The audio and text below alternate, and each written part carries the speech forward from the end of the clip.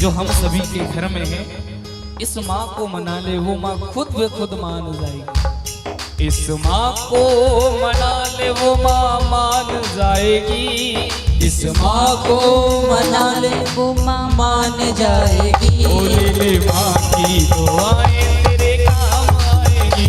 ले ले माँ की दुआएं तेरे काम आएगी। तेरे जीवन में खुशियाँ तमाम आएगी। तेरे जीवन में खुशियाँ तमाम आएगी। ओ ले ले माँ की दुआएं तेरे काम आएगी। ले ले माँ की दुआएं तेरे काम आएगी। ओ ले ले माँ की दुआएं तेरे काम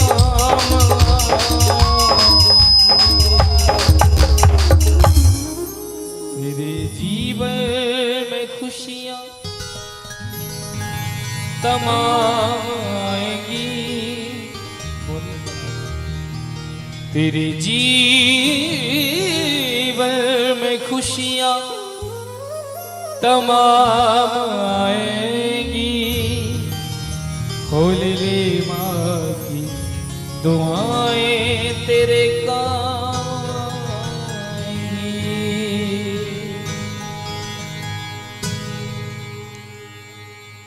कहते हैं माँ एक वो भगवान है, पिता एक वो भगवान है। परमात्मा माँ की ममता के सामने उस ठाकुर को भी झुकना पड़ता है। मैया यशोदा की ममता के सामने वो परम पिता परमात्मा भी झुकता है। कौशल्या की ममता के सामने उस भगवान को भी झुकना पड़ता है, क्योंकि माँ की ममता ऐसी होती है, माँ का प्रेम ऐसा होता है। इस संसार में कोई व्यक्ति नहीं चाहता कि ये व्यक्ति आगे जाए। संसार में कोई चाहता है ना तो 4 कदम लोग पीछे खींचते हैं, जो हमेशा कोई नहीं चाहता है। आज वैसे ही जब द्रौपदी ने देखा कि मेरे 5 पुत्र मरे पड़े हैं, रो रही है विलाप, और मन ही मन संकल्प ले लिया। अर्जुन कहते हैं जब तक मैं अपने पुत्रों के हत्यारे को मार नहीं दूंगा तब तक मैं जल भी ग्रहण नहीं करूंगा। संकल्प ले लिया। और यहाँ से जब अश्वत्थामा को पकड़ने के लिए अर्जुन जाने लगे तो अश्वत्थामा को लगा कि अर्जुन मुझे छोड़ेगा नहीं। तो यहाँ से अश्वत्थामा ने महाराज ब्रह्मास्त्र का प्रहार कर दिया। जब ब्रह्मास्त्र छोड़ा तो अर्जुन देखकर घबरा गए और घबराकर भगवान के पास आए। कृष्ण कृष्ण महाभाव, कृष्ण कृष्ण महाबाहो भक्ता नाम भयंकरा, हे केशव हे गोविंद मेरी रक्षा करो, ये ब्रह्मास्त्र मुझे जला देगा। तो भगवान ने कहा अर्जुन क्या तुम्हें ब्रह्मास्त्र चलाना नहीं आता? तुम्हें भी तो आता है। अर्जुन ने भी ब्रह्मास्त्र छोड़ दिया। दोनों ब्रह्मास्त्र टकराकर शांत हो गए। अब अश्वत्थामा को पकड़कर अर्जुन बीच सभा में खींच कर लाए, और जब पकड़ कर लाए हजारों लोग खड़े हुए हैं। आज लाकर अर्जुन ने अश्वत्थामा को द्रौपदी के सामने पटक दिया और कहा देवी ये तुम्हारे पुत्रों का हत्यारा है, अब तुम चाहो इसको वो सजा दे सकती हो। जैसी द्रौपदी ने अश्वत्थामा की ओर देखा, देखिए कहते हैं इस भारत की नारी ऐसी ही पूजनीय नहीं मानी जाती। ऐसी नहीं कहते कि भारत की नारी पूजनीय है। भारत की माताओं ने ऐसे कार्य करके दिखाए हैं जिस कार्य को करने से वो पूजनीय कहलाती है। आज हजारों लोग खड़े हुए हैं। द्रौपदी के 5 पुत्र मरे पड़े हैं, लेकिन जब द्रौपदी ने देखा कि अरे अश्वत्थामा ये तो हमारे गुरु पुत्र हैं, और शास्त्र कहता है यदि गुरु का शरीर नहीं है तो उसके बाद जो गुरु की संतान है वो गुरु तुल्य होती है। जब देखा तो द्रौपदी क्या करती है, जाकर अश्वत्थामा को प्रणाम करती है। लोग कहने लगे महाराज द्रौपदी पागल हो गई है, पुत्रों की ब्रह में बाबरी हो गई है, 5 पुत्र मरे पड़े हैं और पुत्रों के हत्यारे को जाकर प्रणाम कर रही है, पागल हो गई है द्रौपदी। अर्जुन ने कहा अरे इसने हमारे 5 पुत्रों को मारा है और तुम कहती हो छोड़ दीजिए। हाँ, इनको ध्यान लगाकर देखा, जब ध्यान लगाकर देखा तो अभिमन्यु की पत्नी उत्तरा जो गर्भवती थी, उसके गर्भ पर अग्नि अस्त्र का प्रहार कर दिया। जैसी महाराज उत्तरा ने उस अग्नि अस्त्र को आते देखा तो घबरा गई और भगवान के पास दौड़ी, पाही पाही महायोगिन देव देव जगतपते, हे प्रभु मेरी रक्षा करो, मैं मर जाऊं, मुझे उस बात की पीड़ा नहीं है, लेकिन प्रभु मेरे गर्भ में जो बालक पल रहा है यदि वो मर गया तो इस पांडव वंश में कोई पानी देने वाला नहीं रहेगा। आज जो गलती द्रौपदी ने की थी आज वो गलती उत्तरा ने नहीं की। द्रौपदी ने कौन सी गलती की थी? जिस समय द्रौपदी का चीरहरण हो रहा था उस समय द्रौपदी ने सबसे पहले भगवान को नहीं बुलाया, क्योंकि द्रौपदी को लगा कि जिस सभा में इतने बलशाली मेरे 5 पति बैठे हो उस सभा में कौन मुझे निर्वस्त्र कर सकता है। अपने पतियों से आशा लगाई, लेकिन जब देखा कि 5 पांडवों ने अपना सर झुका लिया, फिर भी भगवान को नहीं बुलाया, फिर भी लगा कि जिस सभा में भीष्म पितामह जैसे ब्रह्मचारी संत बैठे हों उस सभा में कौन मुझे निर्वस्त्र कर सकता है। लेकिन जब देखा कि पितामह ने भी अपने नेत्र बंद कर लिए, चारों तरफ सभा में देखा, कोई आसरा द्रौपदी को नहीं देखा, द्रौपदी को नहीं लगा कि अब कोई मेरी यहाँ पर सहायता करेगा। जब हर तरह से द्रौपदी निराश हो गई तब महाराज अब लगा कि अब कोई यहाँ मेरी सहायता नहीं करेगा, अब तो केवल एक ही है जो मेरी लाज बचा सकता है और कोई मेरी लाज बचाने वाला नहीं है। दोनों हाथ खड़े किए द्रौपदी ने और पुकारने लगी, लाज रखो गिरधारी, लाज रखो गिरधारी, लाज रखो गिरधारी,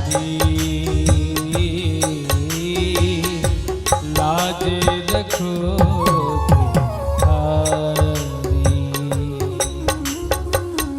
लाज रखो गिरधारी, लाज रखो गिरधारी, ओ लाज रखो गिरधारी, लाज रखो गिरधारी। जैसी लाज अर्जुन की राखी, जैसी लाज अर्जुन की राखी, जैसी लाज अर्जुन की राखी, जैसी लाज अर्जुन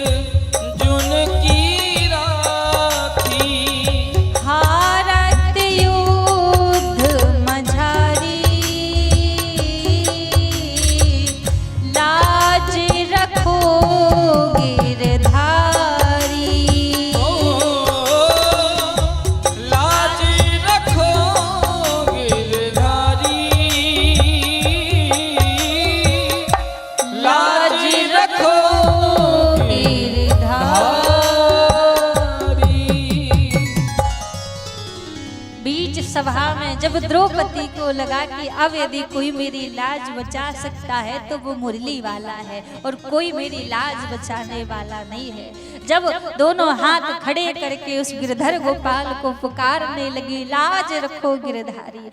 जैसे ही पुकारा उसी क्षण साड़ी बीच नारी है कि नारी की ही साड़ी है। भगवान ने इतना चीर बढ़ाया, इतना चीर बढ़ाया कि दुशासन चीर खींचते खींचते थक गया, पर द्रौपदी को निर्वस्त्र ना कर सका। इतना प्रभु ने चीर बढ़ाया। तो आज वह गलती यहाँ पर उत्तरा ने नहीं की। उत्तरा चाहती तो पांडवों के पास जाती कि मेरी रक्षा करो, पर नहीं, उत्तरा को पता है कि मेरी यदि कोई रक्षा कर सकता है तो वो गोविंद ही है। भगवान के पास आई, कहा प्रभु मेरे गर्भस्थ बालक की रक्षा करो। जब पास में आई तो भगवान ने उसी समय सूक्ष्म रूप बनाया और सूक्ष्म रूप बनाकर उत्तरा के गर्भ में प्रवेश कर गए। अब लोग कहते हैं भगवान गर्भ में नहीं जाते। अभी ये बात भी सत्य है कि भगवान गर्भ में नहीं जाते, पर देखा जाए भगवान गर्भ में नहीं जाते होते तो बाबा तुलसीदास जी चौपाई क्यों लिखते कि जादिन ते हरि गर्भ ही आए। तो कहने का भाव है भगवान गर्भ में नहीं जाते, लेकिन जब भक्त पुकारता है तो भगवान गर्भ में भी जाते हैं। आज इस संसार की पहली उत्तरा एक ऐसी माँ है कि जिसके गर्भ में आज भक्त और भगवान दोनों एकत्रित हुए। ऐसी पहली माँ उत्तरा है। उस गर्भस्थ बालक की भगवान ने रक्षा की। एक रूप से बाहर खड़े हैं, कहते हैं उत्तरा अब ठीक लग रहा है। जब ऐसे पूछ रहे थे तो महाराज भगवान चतुराई कितनी भी क्यों ना दिखा ले, पर भक्त के सामने चतुराई नहीं चलती। कुंती बुआ समझ गई। कुंती बुआ सोचने लगी कि जिसको मैं अपना भतीजा समझ रही थी ये कोई साधारण नहीं है। आकर कुंती बुआ प्रणाम करने लगी।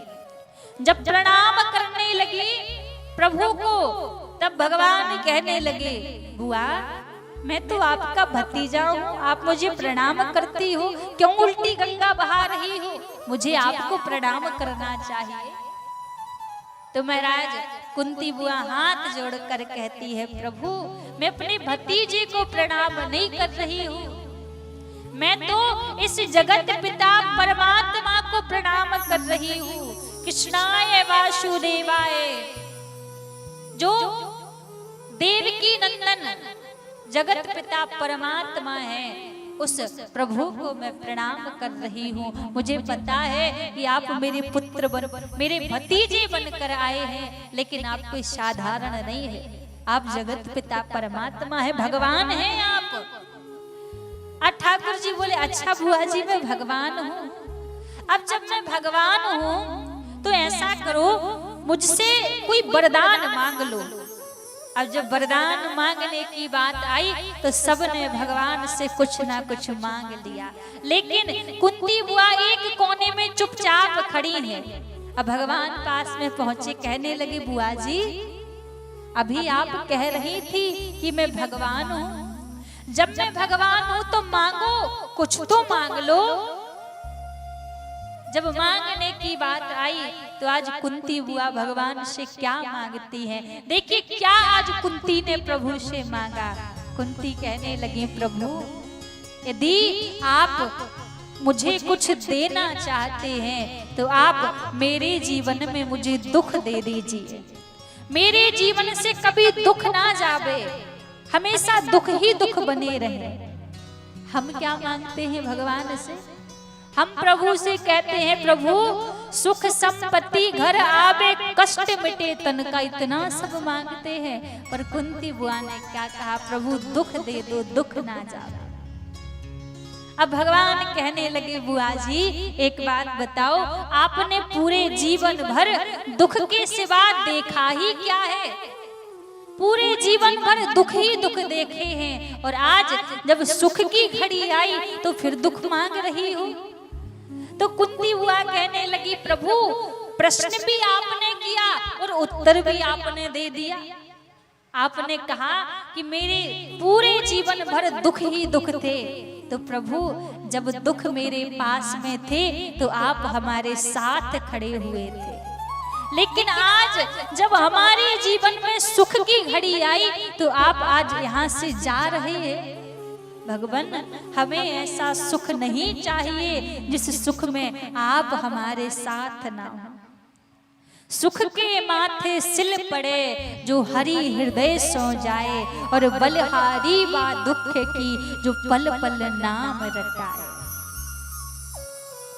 वास्तव में जिस सुख को हम सुख मानते हैं वो संसार में सुख नहीं है, और जिस दुख को दुख मानते हैं संसार में वो दुख नहीं है।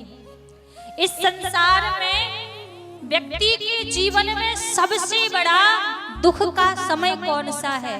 आपको पता है कौन सा दुख का समय है? यदि घर में कोई कष्ट हो गया, हम कहते बड़े दुखी हो गए। कोई पैसे से कोई घाटा लग गया, बड़े दुखी हो गए। कोई छोड़ कर चला गया, बड़े दुखी हो गए। क्या यही दुख है? ये वास्तव में दुख नहीं है। फिर दुख और कष्ट कौन सा जीवन में है? श्री हनुमान जी महाराज बताते हैं। हनुमान जी कहते हैं,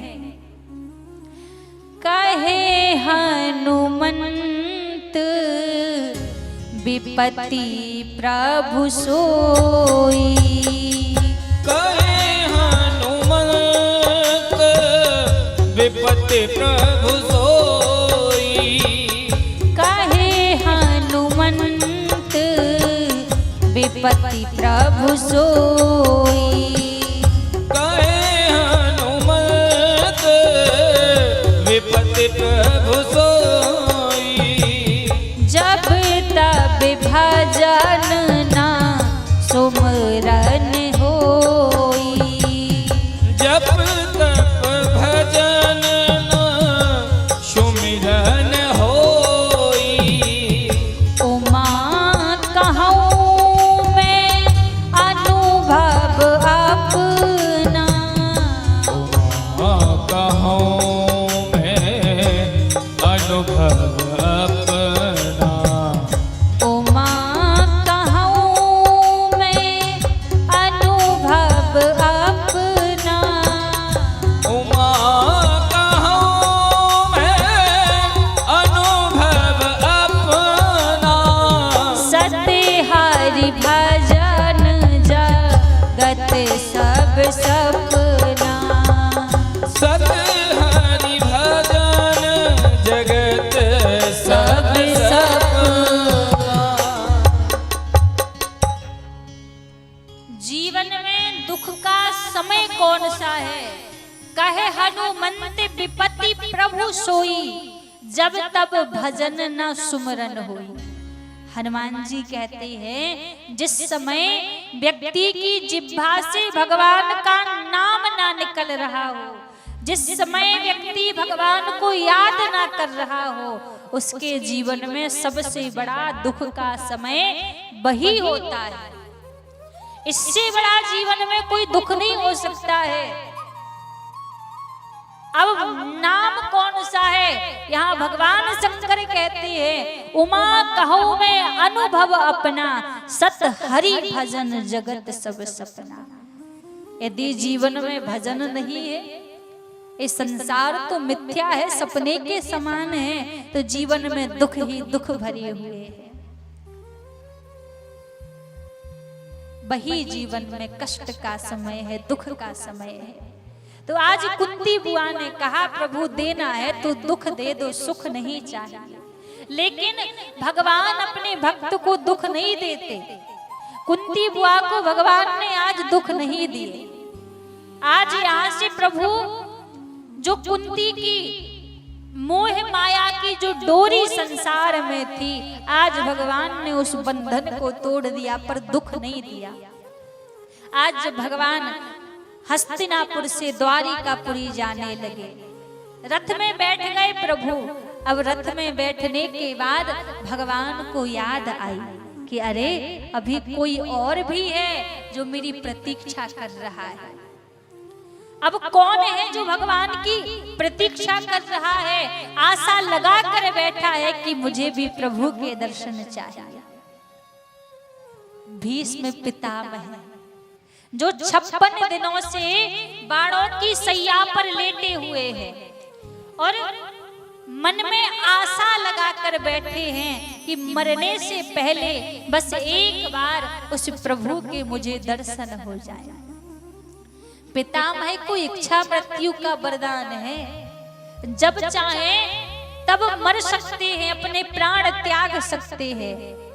आपको पता है, एक तीर लगने का कष्ट 1000 सर्प के काटने के समान है।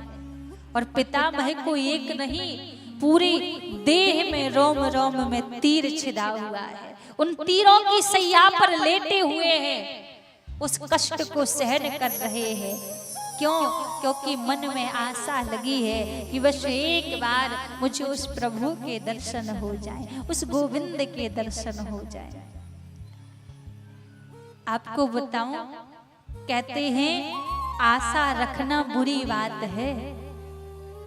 किसी से आशा नहीं रखनी चाहिए, क्योंकि हम किसी से आशा लगाएं और बाद में यदि हमें वो कार्य पूरा ना हो तो हमें निराशा मिलती है, व्यक्ति उदास हो जाता है। इसलिए संसार में आशा नहीं रखनी चाहिए, लेकिन संसार से आशा नहीं रखनी चाहिए। यदि आशा रखना है तो भगवान से आशा रखो। आशा एक राम जी से, दूजी आशा छोड़ दे, और नाता एक राम जी से, दूजा नाता तोड़ दे। यदि भगवान से आशा लगाओगे ना तो भगवान उस आशा को तोड़ते नहीं है, प्रभु आपकी उस शिक्षा को पूरा करते हैं। आज भीष्म पितामह के नेत्रों से आंसुओं की धार बह रही है और बस मन में एक ही कामना है, एक ही आस लगी हुई है कि बस कब इन दो नेत्रों को उन सरकार के दर्शन हो जाए, कब प्रभु के दर्शन हो जाएं। बस यही कामना इनके मन में लगी हुई है। अब जब भक्त भगवान से आशा लगाए तो क्या भगवान भक्त को निराश कर सकते हैं? कभी नहीं। आज भगवान पांडवों से कहने लगे कि चलो हम भीष्म पितामह के पास चलते हैं। पांडवों को लेकर भगवान आज पितामह के पास आ गए। अब पितामह लेटे हुए थे, भगवान पीछे चल रहे हैं, पांडव आगे चल रहे थे। अब दूर से महाराज पितामह को लगा कि शायद अर्जुन आ रहा है, तो पितामह ने क्या किया, अपने नेत्र बंद कर लिए। अब पास में पहुंचे, भगवान अर्जुन के चरणों के पास खड़े हो गए और अर्जुन सिर के पास खड़े हो गए पितामह के, और भगवान चरणों के पास। अब आंख बंद कर रखी है। पितामह ने अर्जुन से कहने लगे, अर्जुन वो नहीं आए। अर्जुन ने कहा, पितामह कौन नहीं आए? अरे वही गोविंद नहीं आए। ये नेत्र जिनकी प्रतीक्षा कर रहे हैं वो गोविंद नहीं आए क्या? अर्जुन ने कहा, पितामह आप जिनकी बाट देख रहे हैं वो आपके सामने खड़े हैं। आप एक बार नेत्र तो खोलिए, नेत्र खोलकर आप देखिए तो सही। जब महाराज पितामह ने अपने नेत्रों को खोला तो सामने भगवान खड़े थे। आज भगवान को देखकर आंखों से आंसुओं की धार बह रही है, मानो आज भक्त और भगवान का मिलन हो रहा है। भगवान पितामह से कहने लगे, पितामह आपको पता है ये पांडव इस भारत वर्ष के राजा बन चुके हैं, इनको कोई उपदेश कीजिए। अब भगवान की आज्ञा थी तो पांडव उपदेश करने लगे। कहते हैं, अर्जुन राजा के लिए सबसे बड़ा पहला कर्तव्य होता है कि अपने प्राणों की रक्षा ना करके प्रजा के प्राणों की रक्षा करे। और कहा, अर्जुन दूसरी बात, तन पवित्र सेवा किए धन पवित्र कर दान, मन पवित्र हरि भजन सो, होते त्रिविध कल्याण। पितामह ने कहा, अर्जुन जब हम इस तन से, इस देह से संतों की, ब्राह्मणों की सेवा करते हैं तो हमारा ये तन पवित्र होता है, और जब हम अपने मन से भगवान का भजन करते हैं तो हमारा मन पवित्र होता है। और जो हम धन कमाते हैं उस धन में से जब कुछ अंश हम धर्म के कार्य में दान करते हैं तो हमारा धन पवित्र होता है। और इन तीन विधियों से ही व्यक्ति का कल्याण हो जाता है। देखते देखते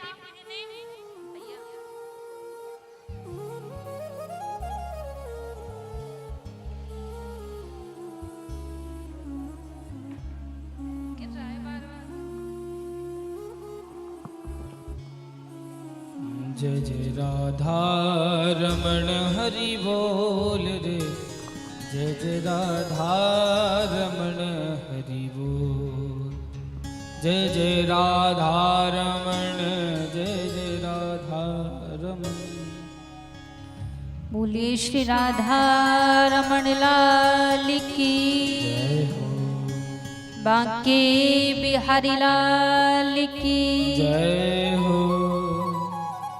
एक बार सभी प्रेम से कहिए, राधे राधे, जय राधे राधे, राधे राधे, श्री राधे राधे। यहाँ पर उपदेश करते करते पितामह ने अर्जुन से कहा, अर्जुन आखिरी बात, आंखों के सामने कभी पाप होते हुए मत देखो, महापाप होता है। अब जैसी कहा तो द्रौपदी खड़ी थी, सो द्रौपदी को हंसी आ गई। अब पितामह कहने लगे, द्रौपदी तुम्हें हंसी क्यों आई? तो द्रौपदी ने कहा, पितामह अभी अभी आपने कहा कि आंखों के सामने पाप होते हुए देखोगे तो महापाप होता है। पितामह आपने महापाप क्यों किया? क्योंकि जब चीरहरण हो रहा था तो पितामह भी तो वहां थे। पितामह कहने लगे, बेटी उस समय मैंने दुर्योधन का अन्न खाया था और मेरी बुद्धि दूषित हो चुकी थी, इसीलिए मुझसे अपराध बन गया। अभी मैं 56 दिनों से बाणों की सैया पर लेटा हूँ। दुर्योधन का खाया अन्न रक्त बनकर मेरे शरीर से निकल चुका है, इसलिए मेरा तन और मेरा मन अब पवित्र है। यहाँ पर बात सीखने को मिलती है। कहते हैं आप जैसा खाओगे अन्न वैसा बनेगा मन, और जैसा पियोगे पानी वैसी बोलोगे पानी, जैसा करोगे संग वैसा चढ़ेगा रंग। ये तीन चीजें जीवन में बड़ी महत्वपूर्ण रहती हैं। कई बार हम किसी के घर भी जाकर भोजन कर लेते हैं। हर किसी के घर भोजन नहीं करना चाहिए, क्योंकि हमें पता नहीं रहता, पता नहीं किसके घर कैसा धन आ रहा है। कोई चोरी का धन ला रहा है, कोई बेईमानी का धन ला रहा है, कोई पाप करके धन ला रहा है। और गलती से यदि हमने उसके घर में भोजन कर लिया तो हमारे जितने पुण्य हैं, पुण्य तो नष्ट हो जाएंगे और हमारा मन भी बिगड़ जाएगा। क्योंकि जैसा अन्न खाओगे वैसा मन बन जाएगा। और कहते जैसा पियोगे पानी वैसी बोलोगे पानी। और तीसरा कहा कि जैसा करोगे संग वैसा चढ़ेगा रंग। आपकी संगति जैसी होगी आप भी जीवन में वैसे ही बनते जाओगे। इसीलिए कहा जाता है ना कि अच्छे लोगों की संगति करो, संतों की संगति करो। आप संगति जैसी करोगे वैसे ही बनोगे। लेकिन आजकल की दिक्कत की सबसे बड़ी बात तो यही है कि बच्चे यदि भक्तों का संग करने लगे, संतों का संग करने लगे तो माता पिता को बड़ा कष्ट होता है। माता पिता उस बात से नहीं डरते कि किसी गलत संगति में पड़कर बेटा चोर बन जाए। चोर बने सो बने, कोई दिक्कत नहीं है। अब बेटा बेईमान बन जाए किसी के साथ में रहकर, बने सो बने, उसमें भी दिक्कत नहीं है। पर किसी भक्त के साथ रहकर भक्त नहीं बनना चाहिए, किसी बाबाओं के साथ रहकर बाबा नहीं बनना चाहिए। ये दिक्कत हमारी माताओं को सबसे ज्यादा रहती है। अब आप उस चीज पर ध्यान नहीं देते, बाद में भुगतना भी आपको पड़ता है। यहाँ पर संगति जैसी करोगे महाराज, जीवन में रंग भी वैसे ही आएगा। इसलिए संगति हमेशा बड़ी सावधानी से करनी चाहिए, संगति में सब बिगड़ जाता है।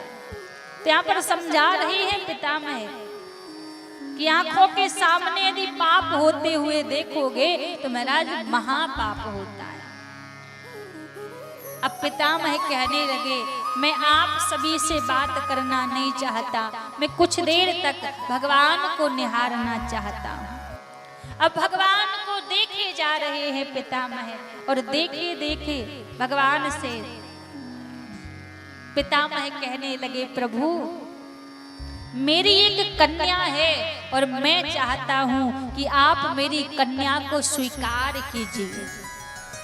अब पांडव कहने लगे, पितामह आपकी कन्या? अब पितामह तो ब्रह्मचारी थे, फिर कन्या कहाँ से आ गई? पितामह बोले, हाँ प्रभु मेरी कन्या। कौन सी कन्या? इति मति रूप कल पिता भी तृष्णा। कहा प्रभु जो मेरी मति रूपी कन्या है, जो मेरी बुद्धि रूपी कन्या है, आज तक इसके योग मुझे कोई वर नहीं मिला, पर आज मुझे लगता है कि मेरी बुद्धि के योग मुझे वर मिल चुका है। तो प्रभु आप मेरी मति को, मेरी बुद्धि को आप स्वीकार कीजिए। भगवान के चरणों में मन समर्पित कर दिया। अब भगवान से कहने लगे, प्रभु अब मैं जाना चाहता हूँ, मुझे आज्ञा दीजिए। भगवान ने कहा, पितामह आप तो 1000 साल जी सकते हैं, आपको इच्छा मृत्यु का वरदान है, पर आप इतने जल्दी क्यों जाना चाहते हैं? पितामह कहने लगे, प्रभु इतनी सुंदर मृत्यु को छोड़कर मैं क्यों जीना चाहूंगा? सुंदर मृत्यु कैसे पितामह की बन गई? क्योंकि कहा जाता है ना, जन्म जन्म मुनि जतन कराही, जन्म जन्म मुनि जतन कराही, जन्म जन्म मुनि जतन कराही, जन्म जन्म मुनि जतन कराही, अंतरा में कहे आवत नाही, अंतराम कही आवत नाही। जन्म जन्म मुनि जतन कराही, अंतराम कहे आवत नाही। संत जन ऋषि जन 1000 वर्षों से आदत बनाते हैं कि अंत में मुझे भगवान का नाम याद आ जाए, अंत में भगवान के नाम का गुणगान कर लूं, भगवान को पुकार लूं, लेकिन अंत में भगवान का नाम याद नहीं आता। आज पितामह कहते हैं, प्रभु मेरे सौभाग्य देखो, आज मेरे नेत्र आपका दर्शन कर रहे हैं, मेरी आंखें आपको देख रही हैं, मेरा मुख आपके नाम को पुकार रहा है। और हे नाथ, इतनी सुंदर मृत्यु को छोड़कर मैं और क्यों जीना चाहूंगा? क्योंकि अंत मति सो गति, अंत में जैसा भाव आपके मन में होगा वैसे ही आपके जीवन में महाराज आपकी वैसी ही गति होगी। आज पितामह के सौभाग्य देखो कि वह गोविंद सामने खड़े हुए हैं और पितामह उनको निहार रहे हैं। कभी आपने विचार किया कि हमने पूरे जीवन भर ऐसा कोई कर्म नहीं किया है, देखा जाए हमारे पास साधना का बल नहीं है, हमारे पास तपस्या का बल नहीं है, हमारे पास पास भजन का बल नहीं है कि जिसके सहारे हम संसार सागर से पार हो जाए। कोई हमारे पास ऐसी ताकत है कि जिसको लगाकर हम पार हो जाए? नहीं है महाराज।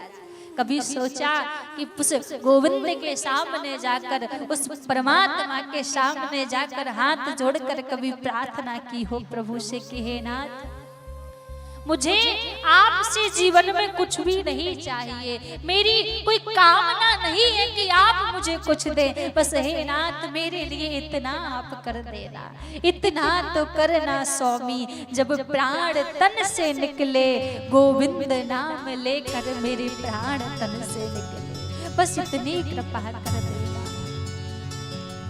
हो इतना तो करना स्वामी, जब प्राण तन से निकले। हो इतना तो करना स्वामी, जब प्राण तन से निकले।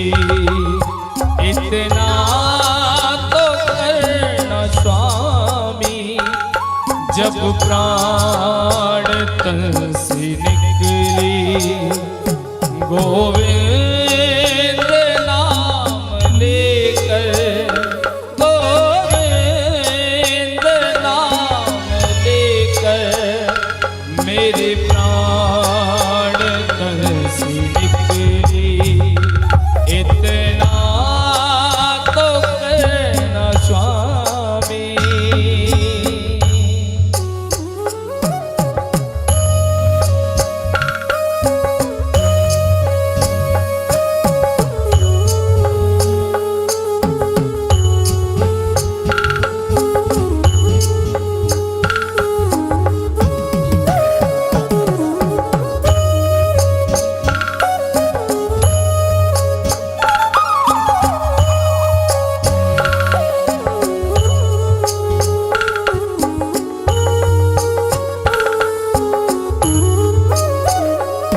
श्री गंगा जी का तट हो, यमुना का बंसी बट हो। श्री गंगा जी का तट हो, यमुना का बंसी बट हो। मेरा सावरा निकट हो, मेरा सावरा निकट हो। जब प्राण तन से निकले, इतना तो करना स्वामी, जब प्राण तन से निकले।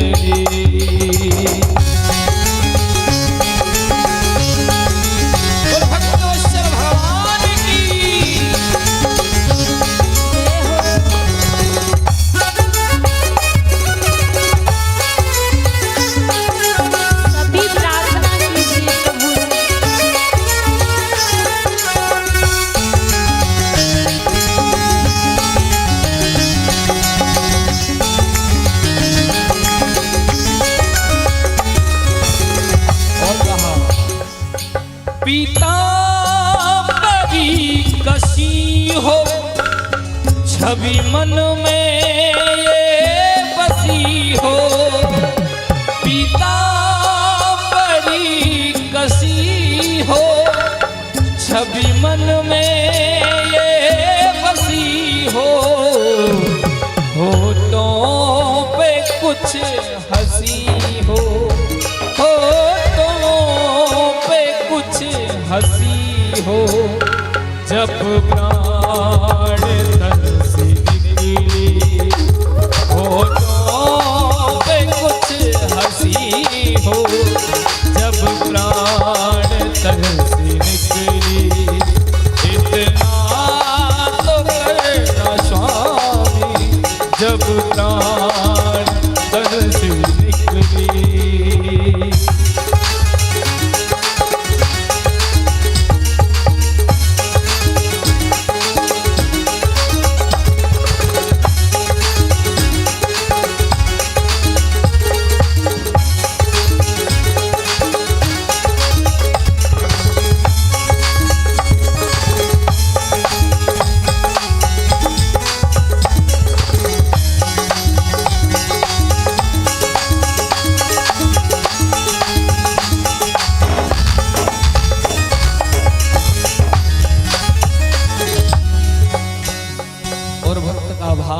सरकार उस वक्त जल्दी आना जिस समय मेरे इस जगह से विदाई हो, जब कंठ प्राण आए तो सरकार उस समय आप भूल मत जाना। उस वक्त जल्दी आना, नहीं शाम भूल जाना।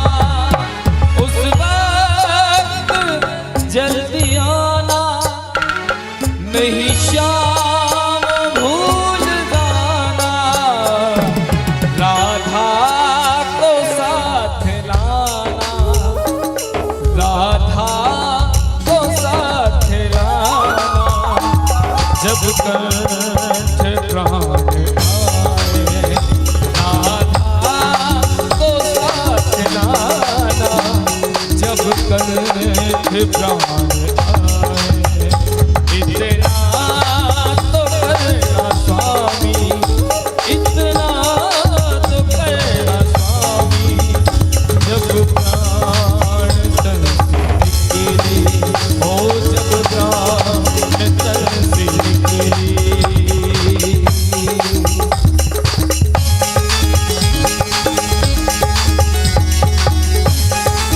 श्री राधा लाल की।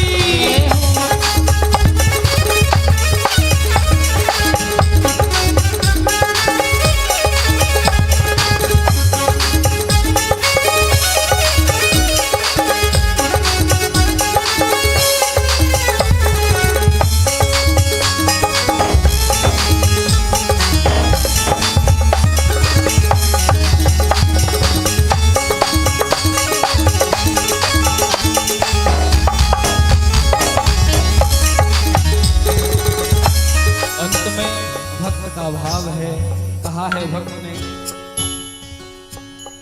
एक भक्त की है अर्जी, खुद गर्ज की है गर्जी। हो एक भक्त की है अर्जी, खुद गर्ज की है गर्जी। आगे तुम्हारी मर्जी, आगे तुम्हारी मर्जी।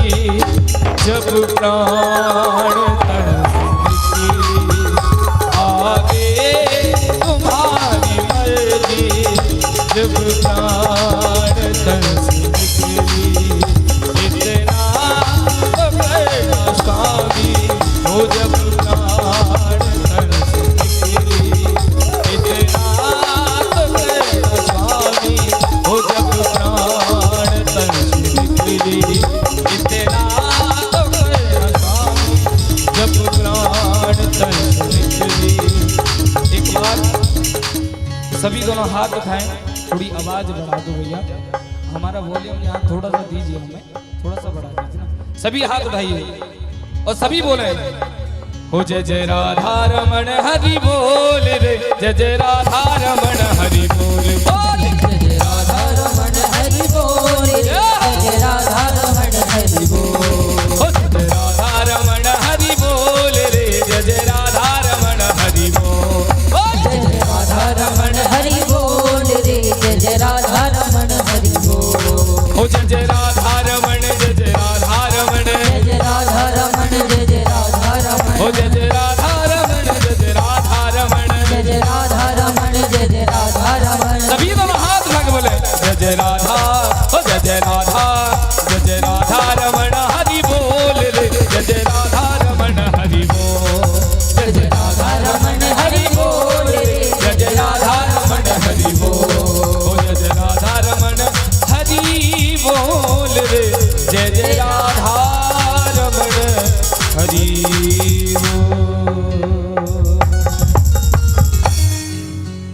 बोले राधा रमण लाल की। एक बार सभी प्रेम से कहिए, राधे राधे राधे राधे। भगवान के सामने नित्य प्रति यही प्रार्थना होनी चाहिए कि हे प्रभु, मुझे आपसे कुछ भी नहीं चाहिए, बस इतनी कृपा करना कि जब मेरा अंत समय आए तो प्रभु मेरे मुख से आपका नाम निकल रहा हो, आपका नाम कहकर मेरे इस तन से प्राण निकले, गोविंद नाम लेकर फिर प्राण तन से निकले।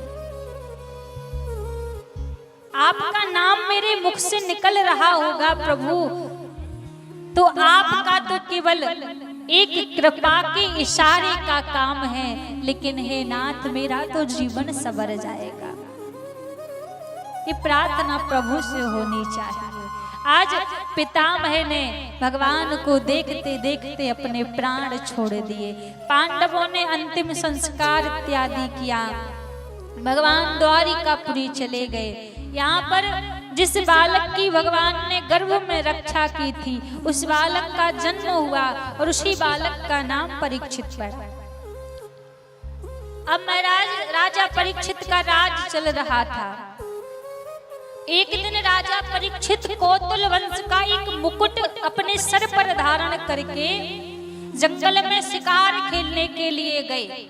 जब शिकार खेलने के लिए गए तो सामने क्या देखा, एक काला काला व्यक्ति एक बैल को मार रहा है, जिस बैल के 3 पैर टूटे हैं और वहीं पास में एक गाय खड़ी खड़ी रो रही है।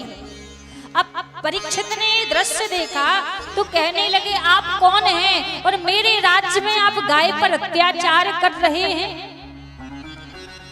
आपको बताऊं, ये जो बैल है, ये बैल और कोई नहीं, ये धर्म है। इस कलयुग में धर्म के 3 पैर टूटे हुए हैं, एक पैर के बल पर धर्म टिका है। तप, दया और पवित्रता, ये 3 पैर टूटे हुए हैं धर्म के। चौथा पैर है दान, दान के बल पर धर्म टिका हुआ है। और ये जो गाय खड़ी खड़ी रो रही है, ये पृथ्वी मैया है। कलयुग के अत्याचार को देख देख कर रो रही है, परेशान हो रही है। अब कलयुग को लगा कि परीक्षित मुझे छोड़ेंगे नहीं, तो कलयुग परीक्षित के चरणों में गिर पड़ा। कहा, महाराज मुझे क्षमा कर दो, मुझसे अपराध हो गया। परीक्षित ने कहा, तुम मेरे राज्य में गाय पर अत्याचार कर रहे हो। तो कलयुग ने कहा, महाराज चारों तरफ आपका ही राज्य है, मैं कहाँ जाऊं? तब 4 स्थान रहने के लिए दिए कलयुग को। धूतपानम स्त्रिय सोनम। धूतपानम शब्द में कई अर्थ आ जाते हैं। जहाँ जुआ खिलता है वहां कलयुग का वास रहता है, जहाँ मंदरा पान होती है वहां कलयुग का वास रहता है, और जहाँ परस्त्री गमन किया जाए वहां कलयुग का वास रहता है, और जहां बेईमानी के साथ छल कपट करके किसी का धन कमाया जाए, बार बार झूठ बोला जाए, वहां भी कलयुग का वास रहता है, जहां जुआ खिलता है। तो ये 4 स्थान रहने के लिए दिए। अब महाराज कलयुग कहने लगा, कोई एक स्थान और दे दो। तो परीक्षित के मुख से निकला कि जाओ, जाकर स्वर्ण में निवास करो। अब कहते हैं सोने में भगवान का निवास होता है, तो कहते हैं जो सोना ईमानदारी से कमाया जाए उसमें भगवान का निवास होता है, और जो छल कपट बेईमानी से कमाया जाए उसमें कलयुग का निवास होता है। आज राजा परीक्षित ने जो मुकुट पहना था अपने सर पे, ये मुकुट जरासंध बेईमानी से जीत कर लाया था, तो आज कलयुग जाकर उस मुकुट पर बैठ गया और परीक्षित की बुद्धि बिगाड़ दी। जंगल में प्यास लगी तो समीक ऋषि के आश्रम में पहुंचे। ऋषि समाधि में बैठे थे, जाकर मरा हुआ सर्प ऋषि के गले में डाल दिया और वहां से आ गए। जब समीक ऋषि के पुत्र वहां पहुंचे तो श्राप दिया कि जिसने भी मेरे पिता के गले में ये मरा हुआ सर्प डाला है, आज से 7वें दिन इसी तक्षक नाम के सर्प के काटने से उसकी मृत्यु हो जाए, श्राप दे दिया।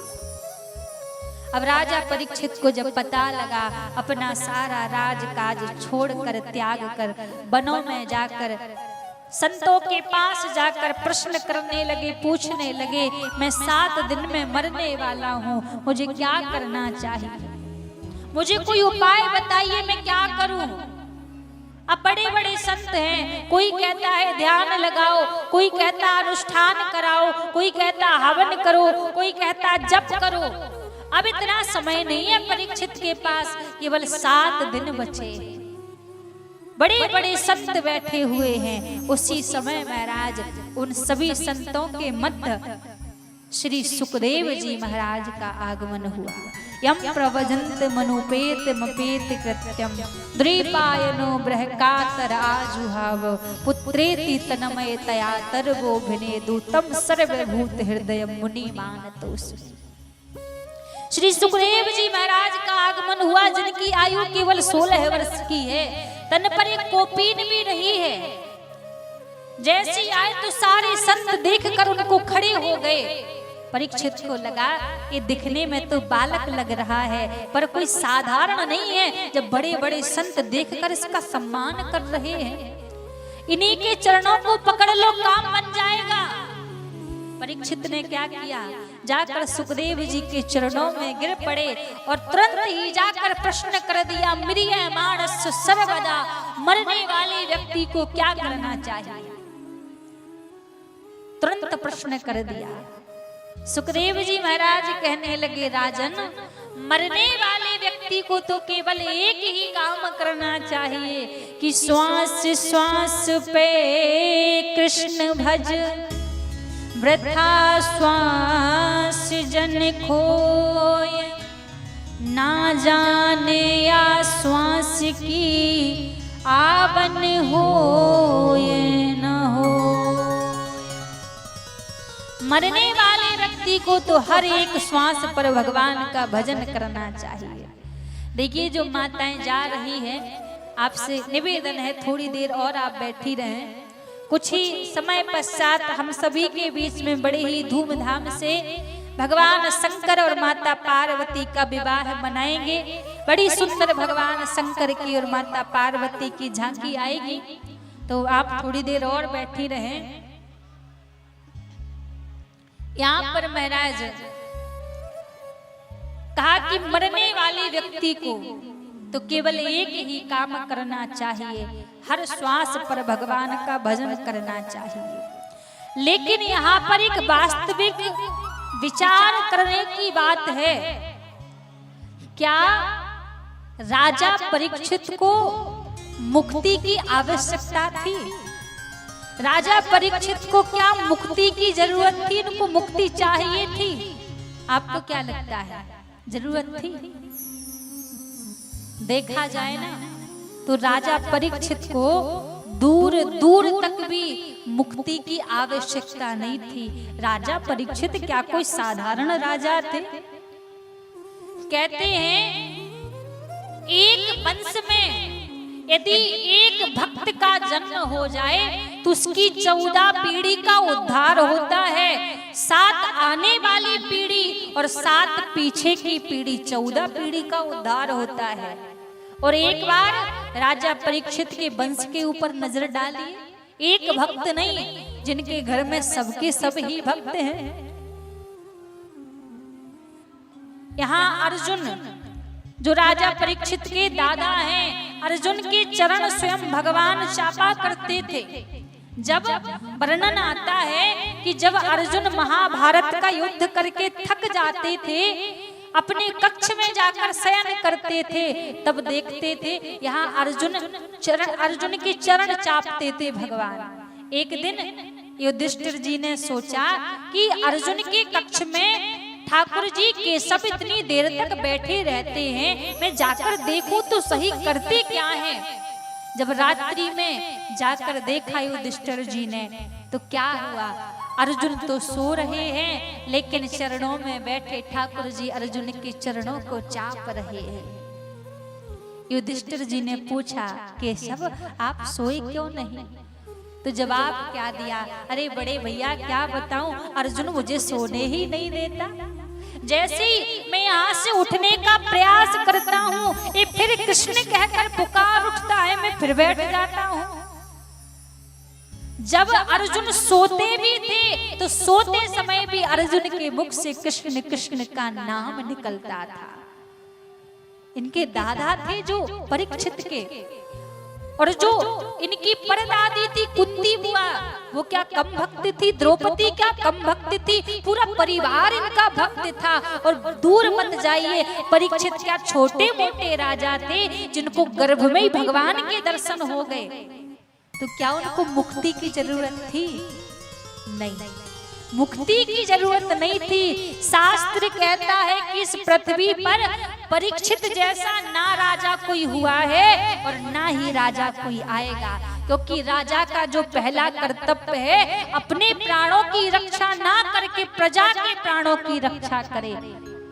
तो परीक्षित इस धरा को छोड़कर तो गए, हम आप कौन हैं? हम परीक्षित की प्रजा ही तो हैं। खुद तो गए पर हमारी मुक्ति के कल्याण का उपाय ढूंढ कर गए, क्योंकि शास्त्र कहता है ना कि जिसके राज्य में प्रजा दुखी होगी वो राजा नरक का गामी बनता है।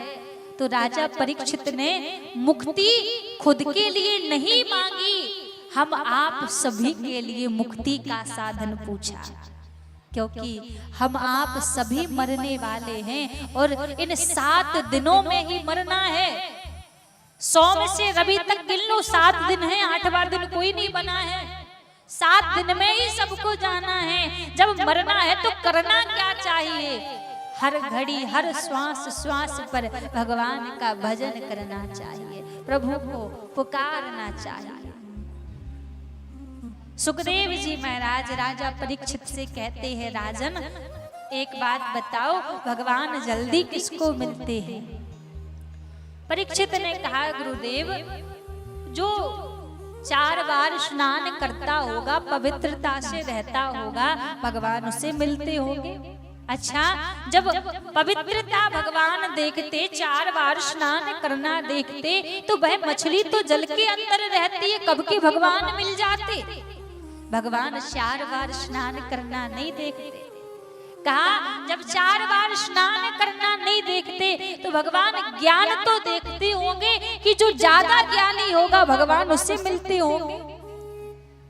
सुखदेव जी कहते हैं, राजन कहीं किसी शास्त्र में पढ़ा है कि वो गजेंद्र, वो एक हाथी था, उसने कौन से कॉलेज में जाकर डिग्रियां प्राप्त की हैं? अरे वो मीरा, उसने कौन से विद्यालय में जाकर ज्ञान प्राप्त किया है? अरे वो सूरदास, जिसके तो नेत्रों से भी नहीं दिखता था, फिर भी मन के नेत्रों से भगवान के स्वरूप का वर्णन कर देता था। भगवान ज्ञान भी नहीं देखते किसी का, कहा फिर जात बिरादरी देखते होंगे।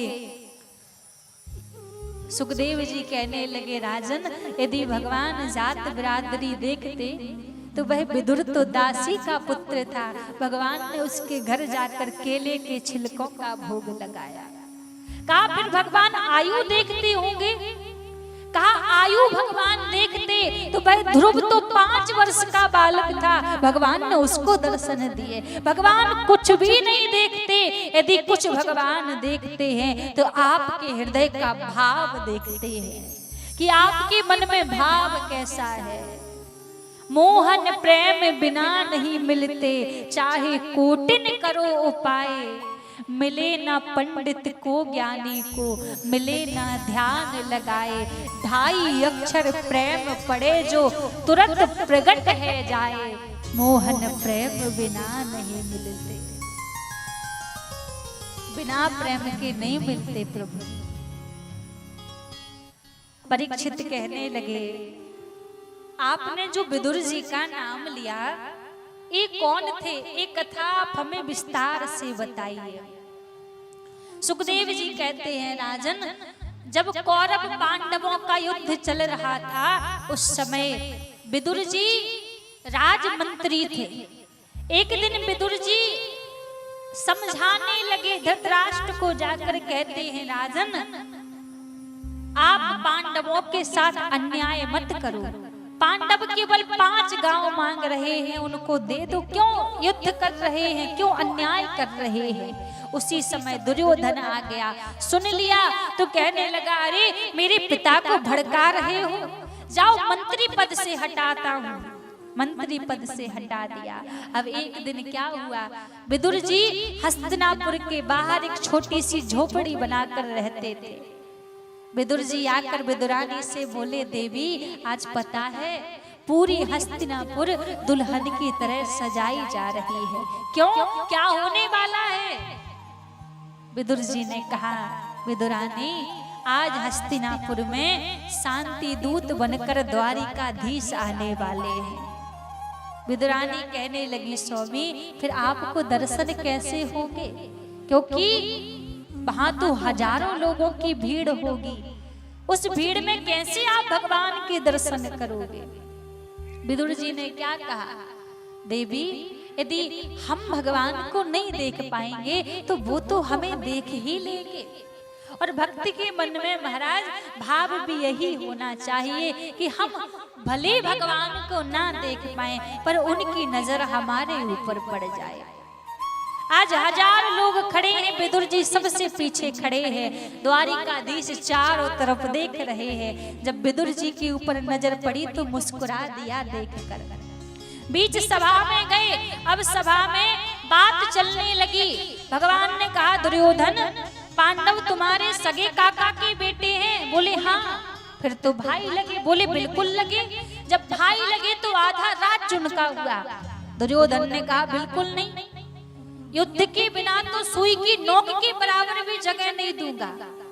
धृतराष्ट्र ने इशारा कर दिया, अरे किससे बात कर रहे हो? दुर्योधन ने तुरंत ही बात बदल दी, कहने लगे, द्वारिकाधीश ये सारी बातें तो बाद में होती रहेंगी। मेरी माता गांधारी ने 56 प्रकार के भोजन बनाए हैं, पहले आप भोजन पा लीजिए। भगवान ने मना कर दिया। भगवान कहने लगे, दुर्योधन आपको पता है मेरा पहले से कहीं और निमंत्रण है। अच्छा, आज ही तो आप यहाँ पर आए हैं और निमंत्रण भी हो गया। अच्छा, किसके यहाँ निमंत्रण है? अब भगवान कहने लगे, दुर्योधन भैया हमारा निमंत्रण विदुर काका के घर में है। अब सभा में विदुर जी बैठे थे, कहने लगे, अरे राम राम, भगवान भी झूठ बोलते हैं। हमने कब इनको निमंत्रण दिया जो बोल रहे हैं कि हमारे घर निमंत्रण है? अब जब कहा है तो पक्का आएंगे, जब आएंगे तो व्यवस्था भी तो करनी पड़ेगी। विदुर जी भाग पड़े व्यवस्था करने के लिए। अब महाराज यहाँ पर विदुर जी तो सीधे बाजार पहुंच गए। अब ठाकुर जी चलकर आए, देखा विदुरानी स्नान कर रही थी, आवाज लगाई, अरे ओ काकी। जैसी विदुरानी ने सुना, प्रेम विभोर हो गई, दौड़कर बाहर आ गई। महाराज देखा ठाकुर जी खड़े हैं, एक चौकी ली, पूरी झोपड़ी में घुमा घुमा कर उल्टी रख दी। कहा, प्रभु अब बैठ जाओ। भगवान उस उल्टी चौकी पर बैठ गए, क्योंकि भाव के भूखे हैं प्रभु। आज बार बार कह रहे, काकी भूख लगी है, कछु खाए बे को दे दो। अब घर में कुछ था ही नहीं, बार बार भगवान बोले, अरे काकी बड़े जोर से भूख लगी है। अब विदुरानी ने क्या किया, बगीचे में गई और जाकर केले तोड़कर लाई, भगवान के सामने पत्तल रख दी। अब क्या करती हैं, भगवान के मुख को देख रही हैं, केला छीलती हैं और केला नीचे फेंक देती हैं, छिलका पत्तल में रख देती हैं। और महाराज भगवान आज बड़े ही प्रेम के साथ उन छिलकों का भोग लगा रहे हैं। एक दो छिलके नहीं, धीरे धीरे भगवान ने 36 केले के छिलके खा लिए। अब देखा, जब विदुर जी आए, विदुर जी ने क्या देखा, केले तो सारे नीचे पड़े हैं पर छिलका एक भी नहीं है। समझ गए कि आज विदुरानी ने लगता है ठाकुर जी को केले के छिलके खिला दिए। ठाकुर जी से बोले, प्रभु क्षमा कर दो, तुम्हारी काकी बाबरी हो गई है प्रेम में। मैं लड्डू लेकर आया हूँ, इन लड्डुओं को खाइए, लड्डू को भोग लगाइए प्रभु। ठाकुर जी ने एक लड्डू लिया और एक निवाला खाया। एक निवाला खा के कहने लगे, काका बुरा ना मानो तो एक बात कहूं। विदुर जी बोले, कहो। ठाकुर जी कहने लगे, काका यदि सांची सांची बात कहूं तो जो स्वाद काकी की उन केलन के छिलकन में हतो, वो स्वादन लड्डूअन में नाए। जो केले के छिलके विदुरानी ने खिलाए थे वो प्रेम के भरे हुए थे, और प्रेम से भगवान कहते हैं जो आप समर्पित कर दोगे वो स्वीकार कर लेंगे। आप प्रेम से भगवान को एक तुलसी दल भी प्रदान करोगे तो भगवान स्वीकार कर लेंगे, और बिना प्रेम से बिना भाव से 56 प्रकार के भोजन भी बनाकर रख दोगे तो भगवान देखेंगे भी नहीं, क्योंकि भगवान प्रेम के भूखे हैं महाराज। आज उन केले के छिलकों का भोग लगाया ठाकुर जी ने। प्रभु कुछ देखते हैं तो भाव देखते हैं, भाव का भूखा हो सदा, भाव ही जग में सार है। भाव से जो भजता मुझे तो भव से बेड़ा पार है। जो भाव से भजे प्रभु उसके बस में हो जाते हैं। तो भगवान का नाम एक बार भी यदि पुकारो तो भाव से पुकारो, हृदय की पुकार होनी चाहिए। आज सुखदेव जी महाराज सृष्टि के वर्णन की कथा राजा परीक्षित को सुनाते हैं। भगवान नारायण के मन में भाव आया कि क्यों ना मैं एक से अनेक हो जाऊं। तब भगवान नारायण की नाभि से एक कमल का फूल प्रकट हुआ। उस कमल के फूल में से 4 मुख वाले ब्रह्मा जी प्रकट हुए। ब्रह्मा जी तपस्या करने लगे। तपस्या करने लगे तो भगवान नारायण प्रकट हुए, और जब प्रकट हुए तो महाराज ब्रह्मा जी से कहा कि आप जाइए और जाकर सृष्टि की रचना कीजिए। तब ब्रह्मा जी के यहाँ सबसे पहले 4 पुत्रों का जन्म हुआ, जिनका नाम है सनत कुमार, सनत, सनंदन, सनातन और सनत कुमार।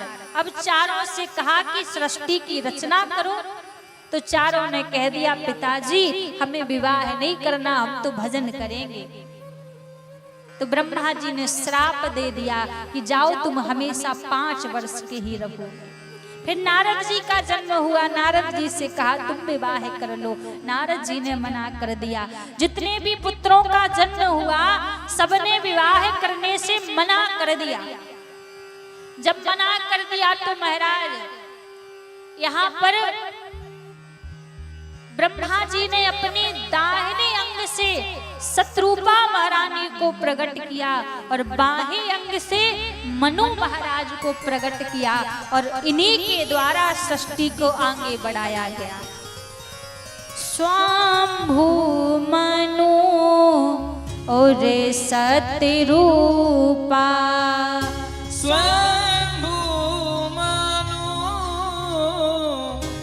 और सतरूपा, स्वाम्भु मनु और सतरूपा, स्वयंभू मनु और सतरूपा, इनसे भई नर सृष्टि अनूपा, इनते भई नर सृष्टि अनूपा। स्वाम्भु मनु और सतरूपा, इनसे भई नर सृष्टि अनूपा। इनके यहाँ सबसे पहले 2 पुत्र और 3 कन्या का जन्म हुआ, जिनमें से इनके एक पुत्र का नाम प्रियव्रत और दूसरे पुत्र का नाम उत्तानपाद, और इनके यहाँ 3 कन्याओं का जन्म हुआ, आकृति, देवहूति और प्रसूति। जिनकी आकृति नाम की कन्या रुचि प्रजापति को ब्याही गई, और जिनकी महाराज प्रसूति नाम की कन्या दक्ष प्रजापति को ब्याही गई, और जिनके दक्ष प्रजापति के घर में प्रसूति महारानी के गर्भ से मां जगत जननी माता सती का अवतार हुआ। माता सती का अवतार हुआ और मां सती का विवाह भगवान शंकर के साथ हुआ। अब जब महाराज दक्ष को राजा की उपाधि दी गई तो सम्मान सभा रखी। उस सभा में बड़े बड़े राजा आए, सारे देवी देवता आए, अब जब सभी देवी देवता आए तो महाराज भगवान शंकर को भी बुलाया क्योंकि दामाद थे। अब जब उस सभा में दक्ष प्रजापति पधारे तो क्या हुआ, ब्रह्मा जी बैठे रहे पर यहाँ पर भगवान शंकर नेत्र बंद करके भगवान का भजन कर रहे थे। तो भगवान शंकर को पता ही नहीं लगा कि कब दक्ष प्रजापति आ गए, तो भगवान शंकर भी उस सभा में बैठे रहे। अब जब दक्ष प्रजापति आए, अभिमानी था दक्ष, देखा कि ब्रह्मा जी बैठे हैं तो कहा कोई बात नहीं, ये तो मेरे पिता तुल्य है, ससुर है तो पिता तुल्य है। अब जब बगल में देखा कि भगवान शंकर भी बैठे हैं तो बड़ा क्रोध आ गया, कहा अरे ये तो मेरा अपमान कर रहा है, ये तो मेरा दामाद है, इसको मेरे सम्मान में खड़ा होना चाहिए। तो मन में बैर रख लिया कि भगवान शंकर ने मेरा अपमान कर दिया। अब उस बैर के बस आकर आज यहाँ पर महाराज दक्ष ने यज्ञ रखा। उस यज्ञ में सारे देवी देवताओं को बुलाया, लेकिन भगवान शंकर और माता सती को नहीं बुलाया। अब जब माता सती भगवान शंकर नहीं आए, सारे देवी देवता आए। माता सती को पता लगा कि मेरे पिता के घर में यज्ञ है, तो आज माता सती भी भगवान शंकर ने मना किया कि वहां पर जाना ठीक नहीं है, फिर भी माता सती नहीं मानी और आ गई यज्ञ में। जब देखा, पिता ने देखकर मुख मोड़ लिया। जितने लोग भी उस यज्ञ में मिले सब हंसी करने लगे माता सती की। सब कहने लगे अरे सती बिना बुलाई आई हो। पूरे यज्ञ सभा में केवल एक व्यक्ति ऐसा था जिसने सती को देखकर हृदय से लगा लिया। सादर भले मिली एक माता, जन सादर भले मिली एक माता, केवल माँ एक ऐसी थी जो सादर से मिली, प्रेम से मिली। भगनी मिली बहुत मुस्काता, सारी बहनें हंसी करने लगी। अब माता सती ने सोचा कोई बात नहीं, जाकर यज्ञ सभा के दर्शन करूं, शायद मेरे पिताजी भूल गए हो भगवान शंकर को बुलाना गलती से। जब यज्ञ सभा में पहुंची तो देखा छोटे से छोटे देवता का स्थान है और बड़े से बड़े देवता का स्थान है, लेकिन भगवान शंकर का कोई स्थान नहीं है।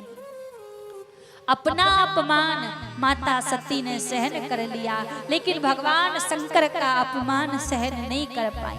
जब भगवान शंकर का अपमान देखा तो बड़ा क्रोध आया और क्रोध में आकर महाराज दक्ष से कहने लगी, अरे दक्ष तू इतना अभिमानी हो गया कि आज उस अभिमान के वशीभूत आकर तू भगवान शंकर का अपमान कर रहा है।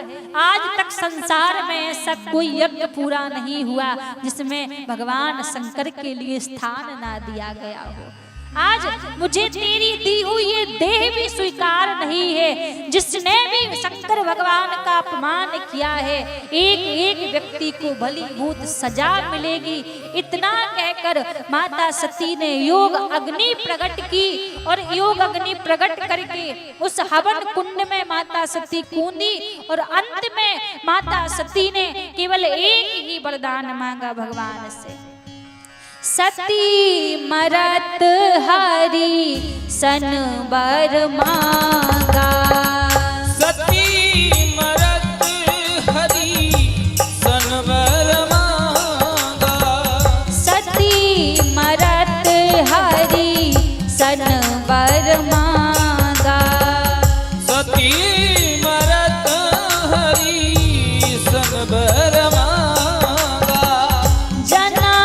जन्म शिव पद अनुरागा। जन्म जन्म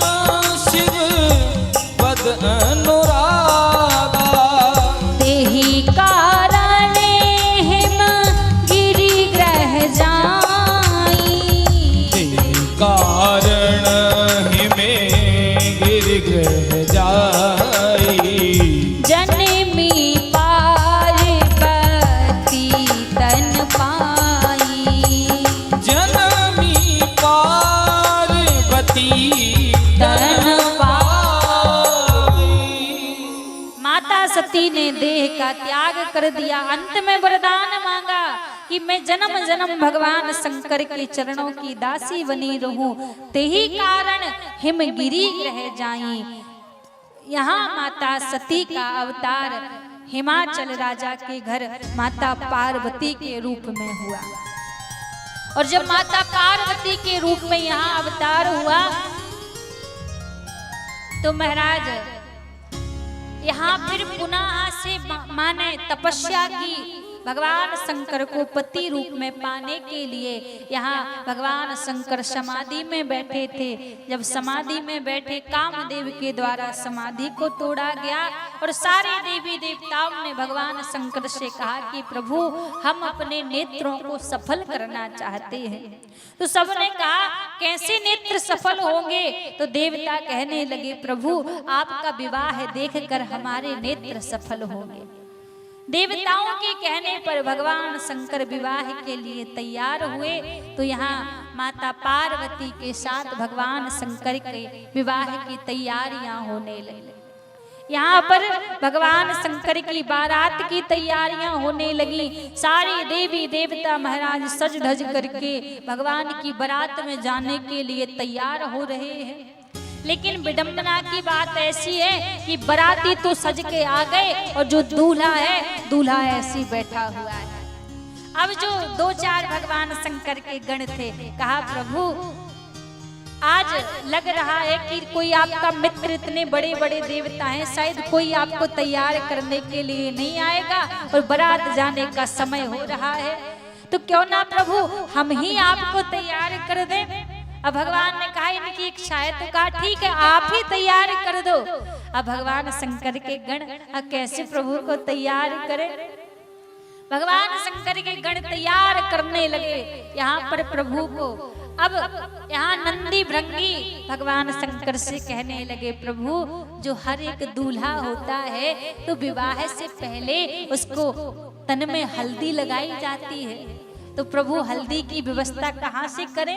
एक दूसरा गण आया, बोले अरे इतनी सी बात, मैं अभी जाता हूँ और अभी भगवान के लिए मैं हल्दी की व्यवस्था करके लाता हूँ। एक गण दौड़ा दौड़ा गया शमशान में, एक मुर्दा जला हुआ था, उस मुर्दे की ताजी ताजी राख को लेकर आया। कहा प्रभु इससे बढ़िया हल्दी तो कोई हो ही नहीं सकती।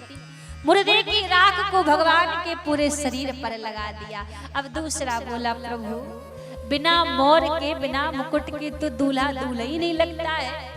अब प्रभु मोर ना होवे मुकुट ना होवे तो कोई पहचाने गई नहीं आप दूल्हा है।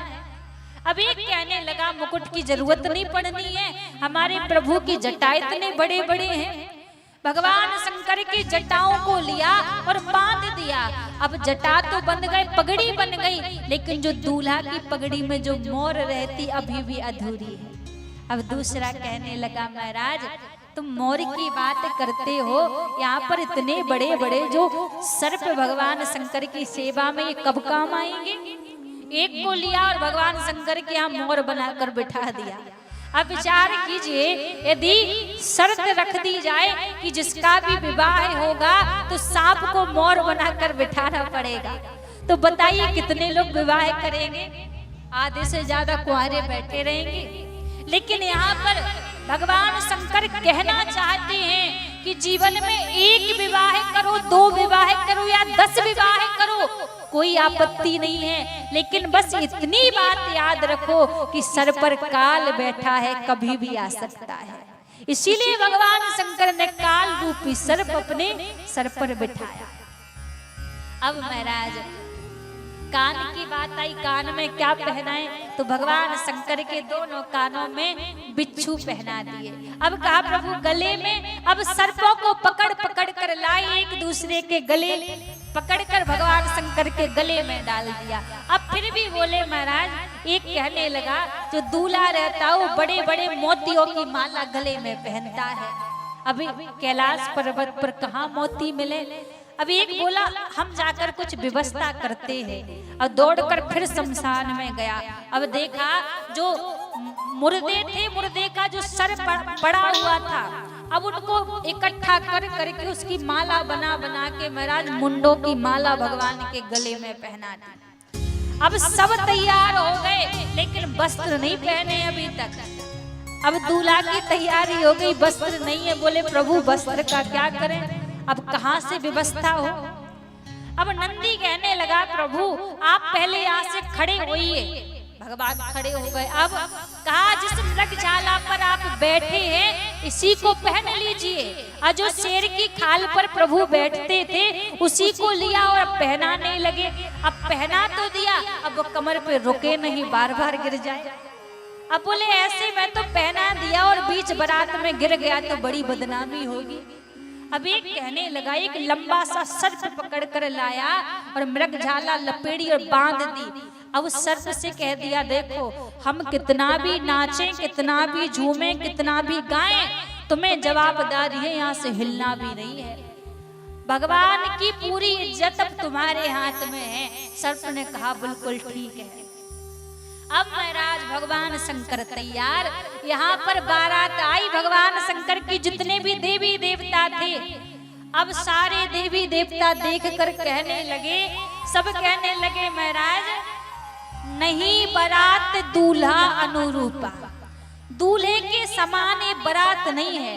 तो भगवान नारायण ने इशारा किया कि हम आगे निकल चलते पीछे आते रहेंगे। अब सारे देवी देवता आगे चले। अब इनको पता है कि दूल्हा देख कर तो जो बारात का स्वागत होना वो होने वाला नहीं, इसलिए आगे चल लो, दूल्हा पीछे आया। अब बाराती आगे हैं, दूल्हा अकेला है। अब भगवान बोले कि देखो जो आनंद अपनी टीम में है वो दूसरे की में नहीं है। भगवान शंकर ने जैसी कैलाश पर्वत से डमरू को बजाया महाराज, देश विदेश से दूर दूर से सारे भूत प्रेत डाकनी साकनी पिशाचनी चुड़ैल सब एकत्रित हो गई।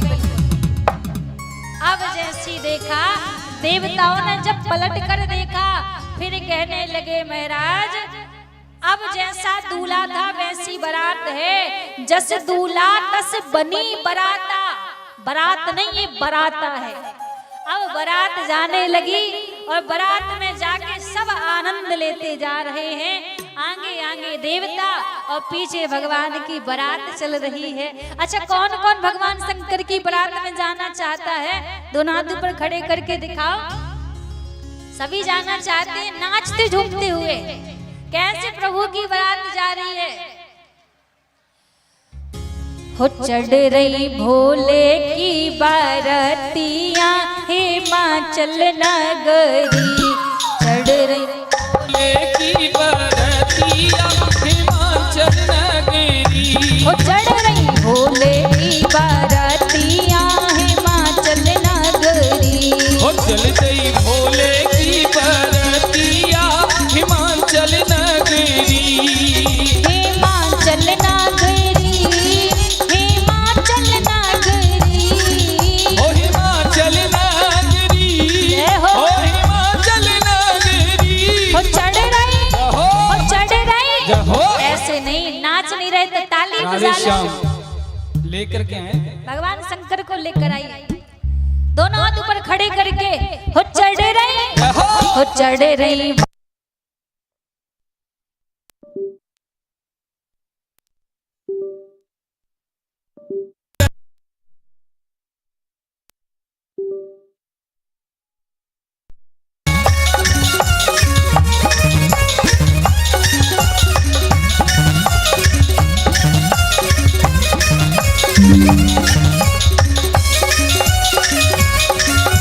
और शंकर भगवान की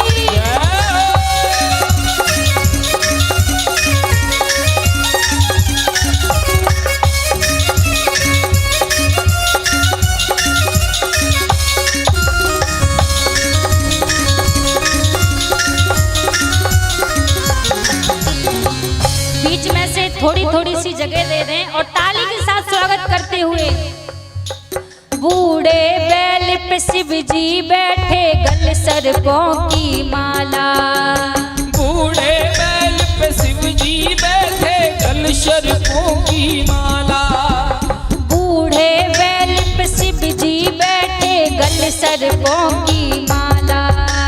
बूढ़े बैल पे शिव जी बैठे गल सर्पों की माला। ओढ़े कारी सी कमरिया हिमाचल नगरी। हो गई भोले की बरतिया हिमाचल नगरी। हो चढ़ रही भोले की बरतिया हिमाचल नगरी। हो चल गई भोले की बरतिया हिमाचल नगरी। जय हो ओ हिमाचल नगरी, हाँ हिमाचल नगरी। हिमाचल नगरी, हिमाचल नगरी। हो चल गई, जय हो हो चल गई, जय हो जय। चढ़ रही भोले की बरतिया हिमाचल नगरी। हो चढ़ रही भोले की बरतिया हिमाचल नगरी। और कौन कौन भगवान भोलेनाथ की बारात में जाएगा? दोनों हाथ उठाएं। अरे मैया आओ, दोनों हाथ उठा लो और दोनों हाथ उठा के तालियों के साथ। हो चल गई भोले की बरतिया हिमाचल नगरी। हो चल गई भोले की बरतिया हिमाचल नगरी। जय हो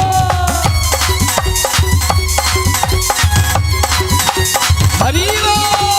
जय जय। बोल शंकर भगवान की। जय हो।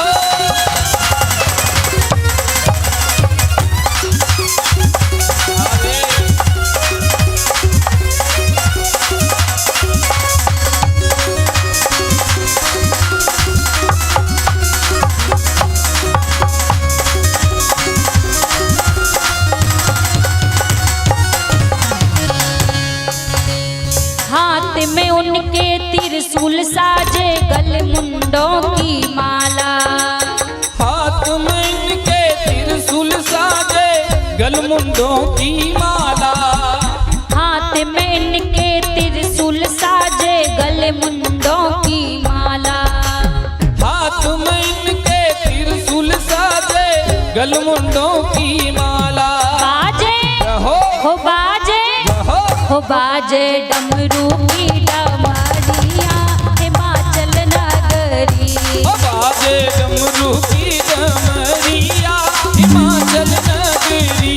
हो चल रही भोले की बरतिया हिमाचल नगरी। हो चल गई भोले की बरतिया हिमाचल नगरी। माला अर्पण करें, माला।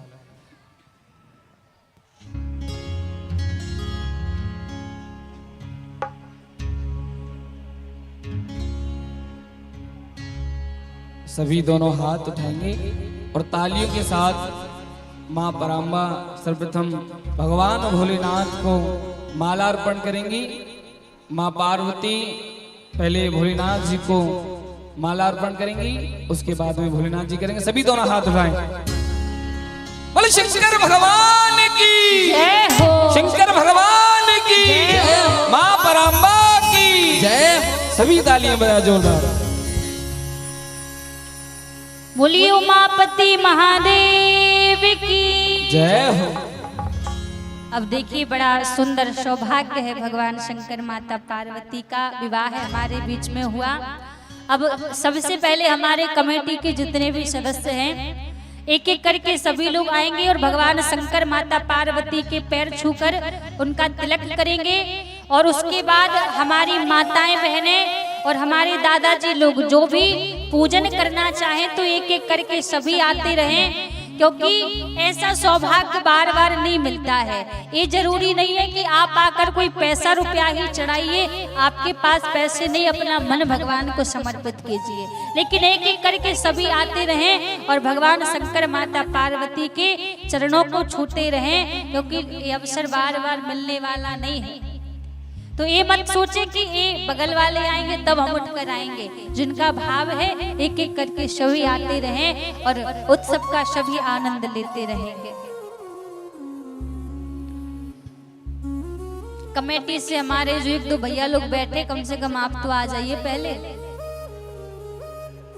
आप ही ऐसे पीछे पीछे रहोगे तो और लोग तो फिर रहेंगे। और हमारी माताएं बहन एक एक करके आप भी आते रहें, जिनका भी भाव है सभी आते रहें। देखिए, जब ये मत सोचिए किसी का बालक या कुछ भी, क्योंकि जब तक वो भगवान के स्वरूप में है, उनके अंदर भगवान का अंश है। ये मत सोचो मेरा पुत्र या मेरा पड़ोसी या मेरे गांव का ये भाव नहीं होना चाहिए, क्योंकि ये भगवान के स्वरूप में है तो भगवान का ही अंश है, और भगवान का अंश मानकर ही उनको प्रमाण कीजिए।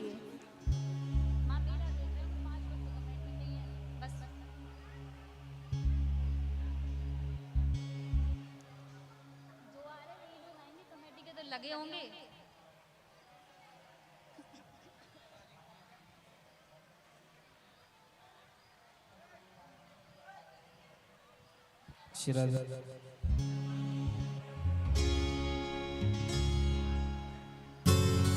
और अगर हमारी कमेटी के सदस्य सुन पा रहे हो तो कृपया शीघ्र आए। बाकी सभी हमारी माताएं बहनें भाई बंधु एक एक करके भगवान भोलेनाथ माँ पराम्बा का पूजन करें। बोलिए शंकर भगवान की, शंकर भगवान की जय हो, माँ पराम्बा की जय हो। और अभी देखिए कोई जाए नहीं, आरती के बाद ही सभी लोग यहाँ से जाएं और एक एक करके पूजन करें। और जो आपका भाव हो माँ पराम्बा और माँ भगवान भोलेनाथ को समर्पण करें। हो ऐसा डमरू बजाने वाला, इको बढ़ा दिया।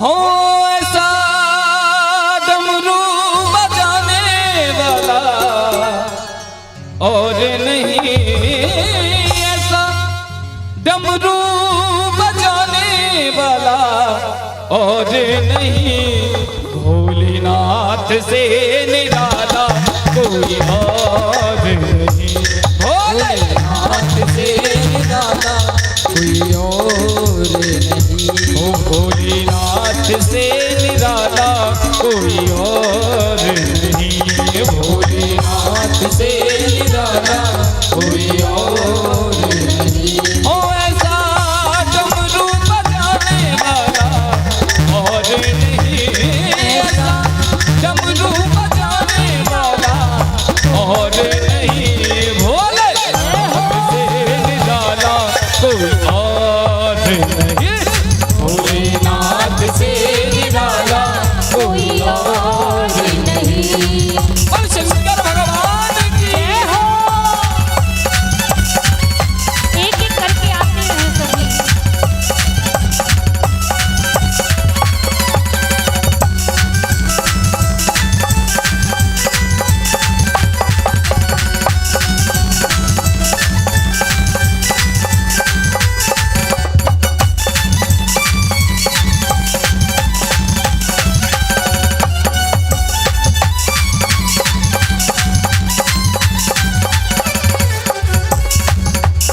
और कहा उनका डमरू डम डम बोले, आगम निगम के भेद ये खोले, आगम निगम के भेदे खोले, आगम निगम के भेदे खोले। शिव का डमरू डम डम बोले, आगम निगम के भेद ये खोले, आगम निगम के भेदे खोले, आगम निगम के भेदे खोले।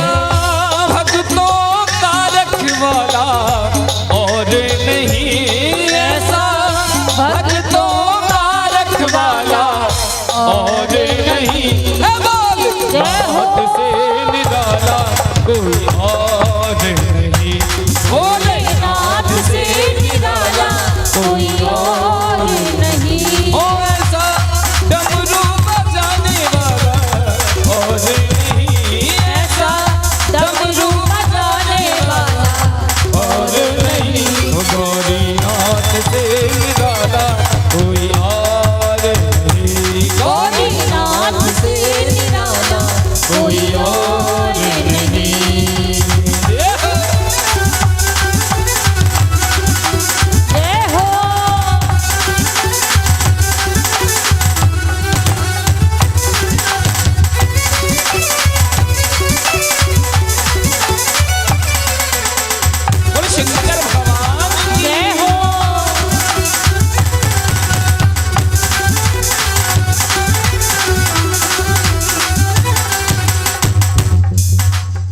और कहा हो काया जब जब करवट बदले पाप चमकते अगले पिछले पाप चमकते अगले पिछले पाप चमकते अगले पिछले काया जब जब करवट बदले पाप चमकते अगले पिछले पाप चमकते अगले पिछले पाप चमकते अगले ऐसा ज्योति जगाने वाला और नहीं ऐसा ज्योति जगाने वाला और नहीं ये भोलेनाथ से निराला कोई और नहीं भोलेनाथ से निराला कोई और नहीं ओ भोलेनाथ से निराला कोई और नहीं भोलेनाथ से निराला कोई और नहीं ओ बम भोले बम भोले बम बम बम बम भोले बम भोले बम बम बम भोले बम बम बम भोले बम भोले बम ओ बम भोले बम भोले बम बम बम भोले बम भोले बम बम भोले बम भोले बम भोले बम यही वो मंत्र है यही वो तंत्र है यही वो मंत्र है यही वो तंत्र है प्रेम से रटे जब प्यारे मिटे सारे गम हम भोले बम भोले बम बम बम बम भोले बम भोले बम बम बम भोले बम भोले बम भोले बम भोले बम बोले शंकर भगवान की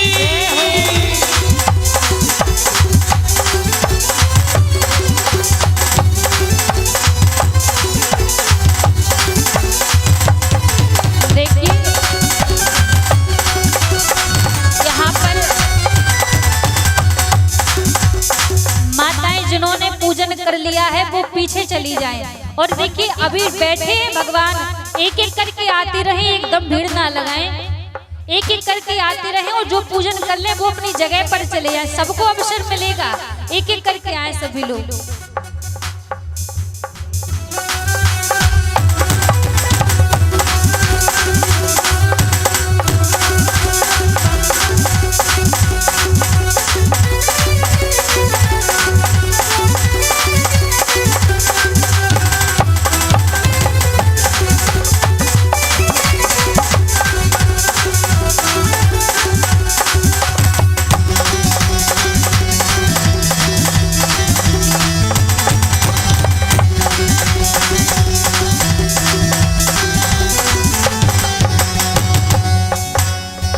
और कहा तुमने जग का कष्ट मिटाया मुझको स्वामी क्यों बिसराया मुझको स्वामी क्यों बिसराया मुझको स्वामी क्यों बिसराया तुमने जग का कष्ट मिटाया मुझको स्वामी क्यों बिसराया मुझको स्वामी क्यों बिसराया मुझको स्वामी क्यों बिसराया मुझको बचाने वाला और नहीं अब तो मुझको बचाने वाला और नहीं ये भोलेनाथ से निराला कोई और नहीं भोलेनाथ से निराला कोई और नहीं ओ भोलेनाथ से निराला कोई और नहीं भोलेनाथ से निराला कोई और नहीं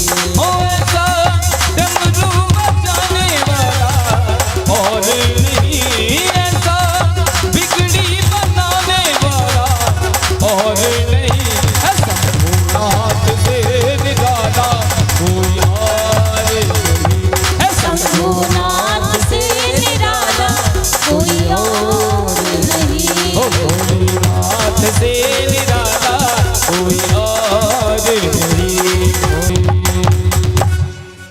ये एक एक करके आए माताएं।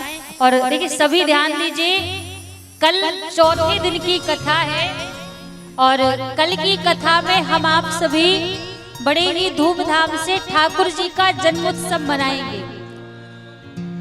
बड़ा सुंदर झूला डलेगा यहाँ पर और हम आप सभी को ठाकुर जी का झूला झुलाने का अवसर मिलेगा और मंच से आप सभी के लिए बधाइयाँ भी मिलेंगी। यहाँ से बधाइयाँ लुटाई जाएंगी सभी के लिए। तो बड़े ही आनंद के साथ हम आप सभी उत्सव मनाएंगे कल का। और आप सभी देख रहे हैं कि ये जो कथा चल रही है ये हमारे YouTube चैनल पर लाइव चल रही है। कल भी बताया था कि आपके जो नगर की कथा है आप इसको अभी भी और अपने घर पर भी, अपने मोबाइल पर भी जब चाहें तब अपने मोबाइल पर इस कथा को दोबारा से श्रवण कर सकते हैं। हमारा जो YouTube चैनल है देवी गौरप्रिया जी के नाम से, देवी गौरप्रिया जी के नाम से हमारा YouTube चैनल है। तो सभी अपने अपने मोबाइल पर चैनल को सब्सक्राइब करें ताकि आने वाली जो आगे की कथाएं हैं उनको सुनने का अवसर भी आपको मिले और आपके नगर की जो कथा है इसको भी आप जब चाहें तब पुनः से अपने घर पर श्रवण कर सकें। तो सभी चैनल को सब्सक्राइब करें और आगे भी अपने जो रिश्तेदार है सभी को बताइए कि हमारे गांव में कथा हो रही है। तो कल चौथे दिन की कथा है तो सभी बड़े धूमधाम के साथ आएंगे। पलना गिरेगा, यहाँ बढ़िया सजावट होगी, आपको लगेगा कि वृंदावन में बैठे हैं आप। और बड़े ही धूमधाम से सभी ठाकुर जी का जन्मोत्सव मनाएंगे और एक एक करके आए सभी माताएं, एक एक करके सभी पूजन करते रहे। बोलिए शंकर भगवान की। आप सभी एक एक करके पूजन करके यथास्थान बैठते जाएं और कल आप हम सभी आपके ग्राम और इसी प्रांगण में ज्यादा दिन पीछे नहीं जाइए, केवल 2-3 दिन पीछे जाते हैं। जैसे वृंदावन धाम में ठाकुर जी का प्राकट्य उत्सव बड़े ही धूमधाम से मनाया, आपको भी उसी प्रकार कल इसी प्रांगण में उसी प्रकार बड़ी ही धूमधाम से हम बाल कृष्ण लाल का प्राकट्य उत्सव बड़े ही धूमधाम से मनाएंगे। आइए और सभी पूजन करके यथास्थान बैठते जाएं। हो मेरा बम बम भोले, बम बम भोले, बम बम भोले, बम बम भोले, बम बम भोले, बम बम भोले, मेरा बम बम भोले, बम बम भोले, बम बम भोले, बम बम कैलाशपति जी, ओ कैलाशपति जी, ओ मेरा बम बम भोले, ओ भोले दी बारात चढ़ी गज बज के, भोले दी बारात चढ़ी गज बज के, सारे आने हुजी बज गज बज के, भोले दी बारात चढ़ी गज बज के, भोले दी बारात चढ़ी गज बज के, सारे आने भंग पीती रज रज के, भोले दी बारात चढ़ी गज बज के, सारे आने भंग पीती रज रज के, बम बम भोले, ओ मेरा बम बम भोले, ओ मेरा बम बम भोले, बम बम भोले।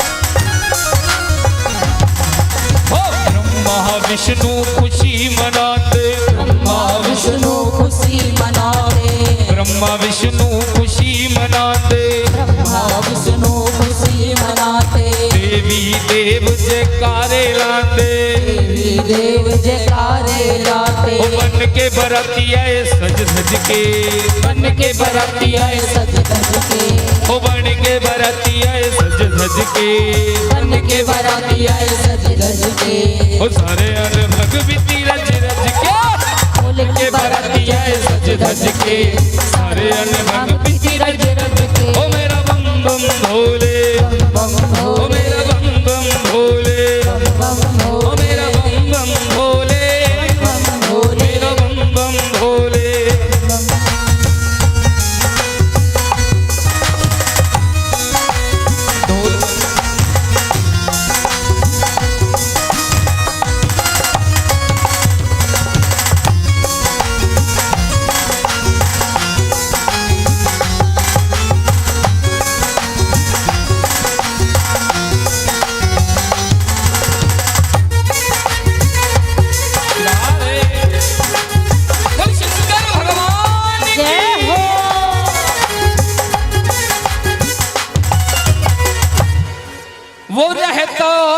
अकेला वीराने में।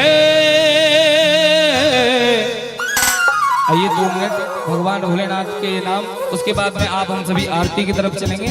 और और सभी देखिए सभी बैठ जाएं, सभी बैठ जाएं अपनी अपनी जगह पर और बैठकर ही ताली सेवा करें। सभी लोग बैठ जाएं, सभी यथास्थान बैठ जाएं। जिन्होंने पूजन कर लिया है वह बैठ जाएं। वो रहता अकेला वीराने में, हो भोला नाचे मेरा शमशानों में। दिंग दांग दिंग दांग दिंग दिंग दांग।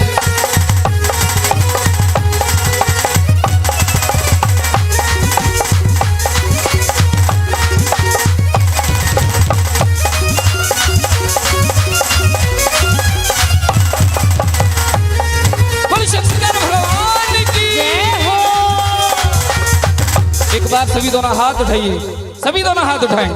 बोले शंकर भगवान की जय हो। मां ब्रह्मा की जय हो।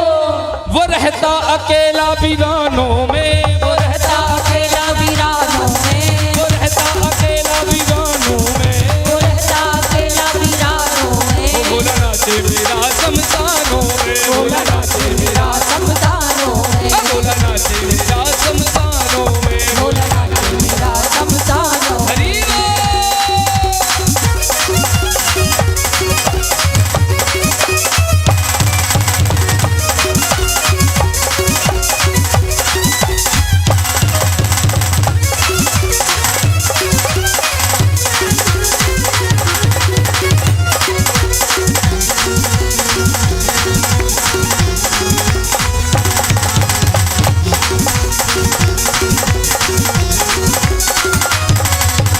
नीलकंठ कहलाता है वो, पीता है दुनिया की गंगा, पीता है दुनिया की गंगा, पीता है दुनिया की गंगा। वो नीलकंठ कहलाता है वो, पीता है दुनिया की गंगा, पीता है दुनिया की गंगा, पीता है दुनिया की गंगा।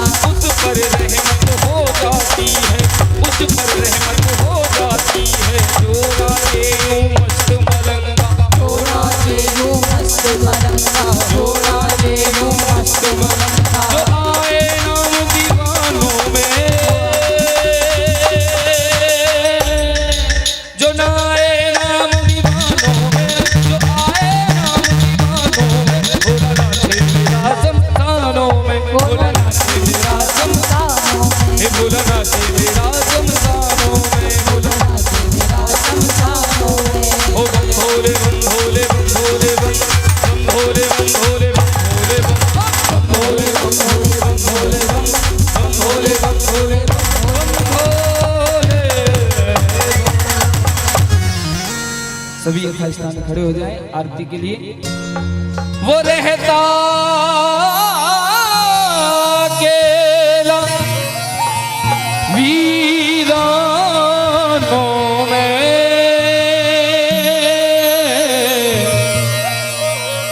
भोला नाचे मेरा शमशानों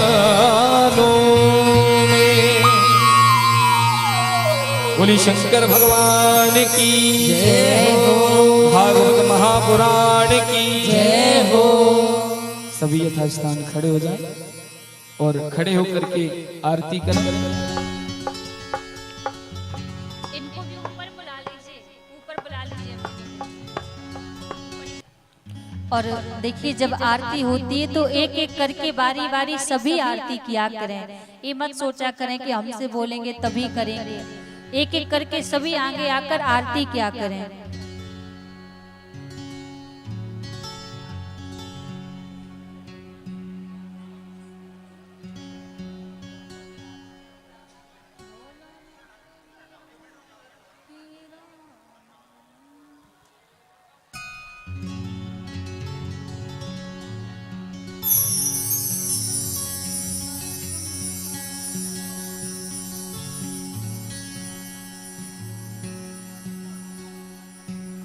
हरि ओम च चंद्रमा मनसोजादिचक्षुः सूर्यो अजायत श्रोता द्वादश प्राणशमुखा गगनेन जायत।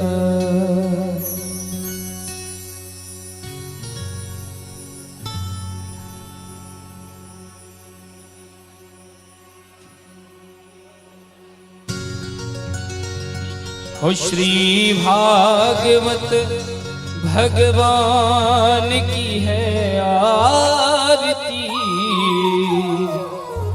पापियों को पाप से है तारती। श्री भागवत भगवान की है आरती, पापियों को पाप से है तारती। हो श्री भागवत भगवान की है आरती, पापियों को पाप से है तारती। श्री भागवत भगवान की है आरती, पापियों को पाप से है तारती।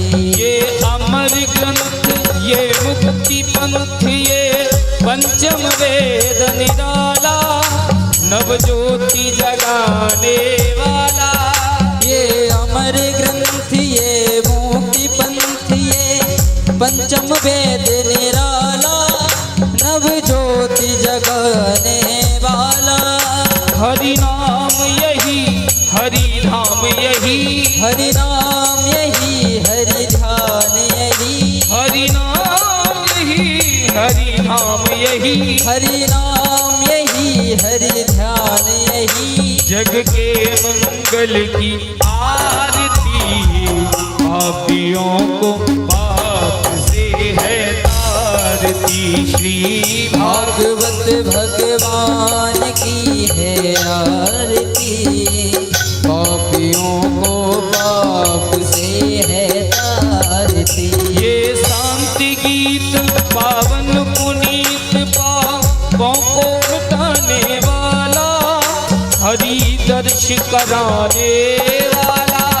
ये शांति गीत पावन पुनीत, पापों को मिटाने वाला, हरि दर्श कराने वाला। ये शांति गीत पावन पुनीत, पापों को मिटाने वाला, हरि दर्श कराने वाला। ये सुख करनी, ये दुख हरणी, ये सुख करनी, ये दुख हरणी, ये सुख करनी, ये दुख हरणी, ये सुख करनी, ये दुख हरणी। श्री मधुसूदन की आरती, पापियों को पाप से है तारती। श्री भागवत भगवान की है आरती, पापियों को पाप से है तारती। श्री भागवत भगवान की है आरती, पापियों को पाप से है तारती। श्री भागवत भगवान की है आरती, पापियों को पाप से है तारती।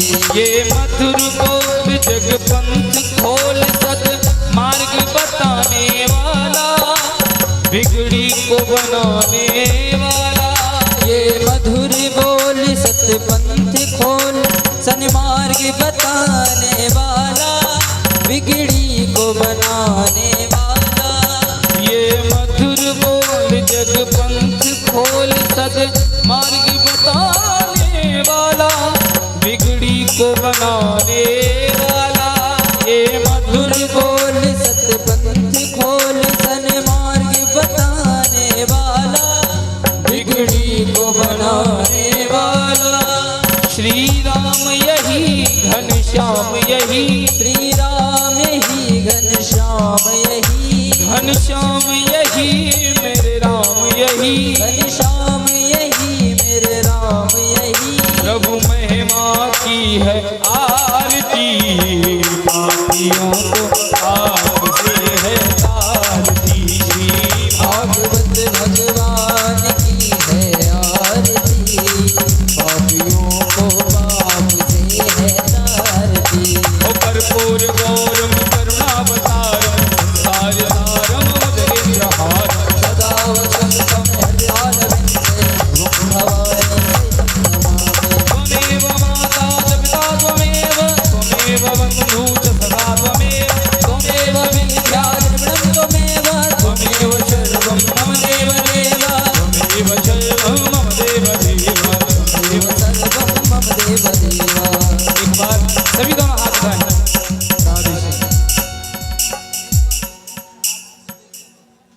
सभी दोनों हाथ उठाइए और दोनों हाथ उठाकर महामंत्र बोले। जिन्हें याद हो वह महामंत्र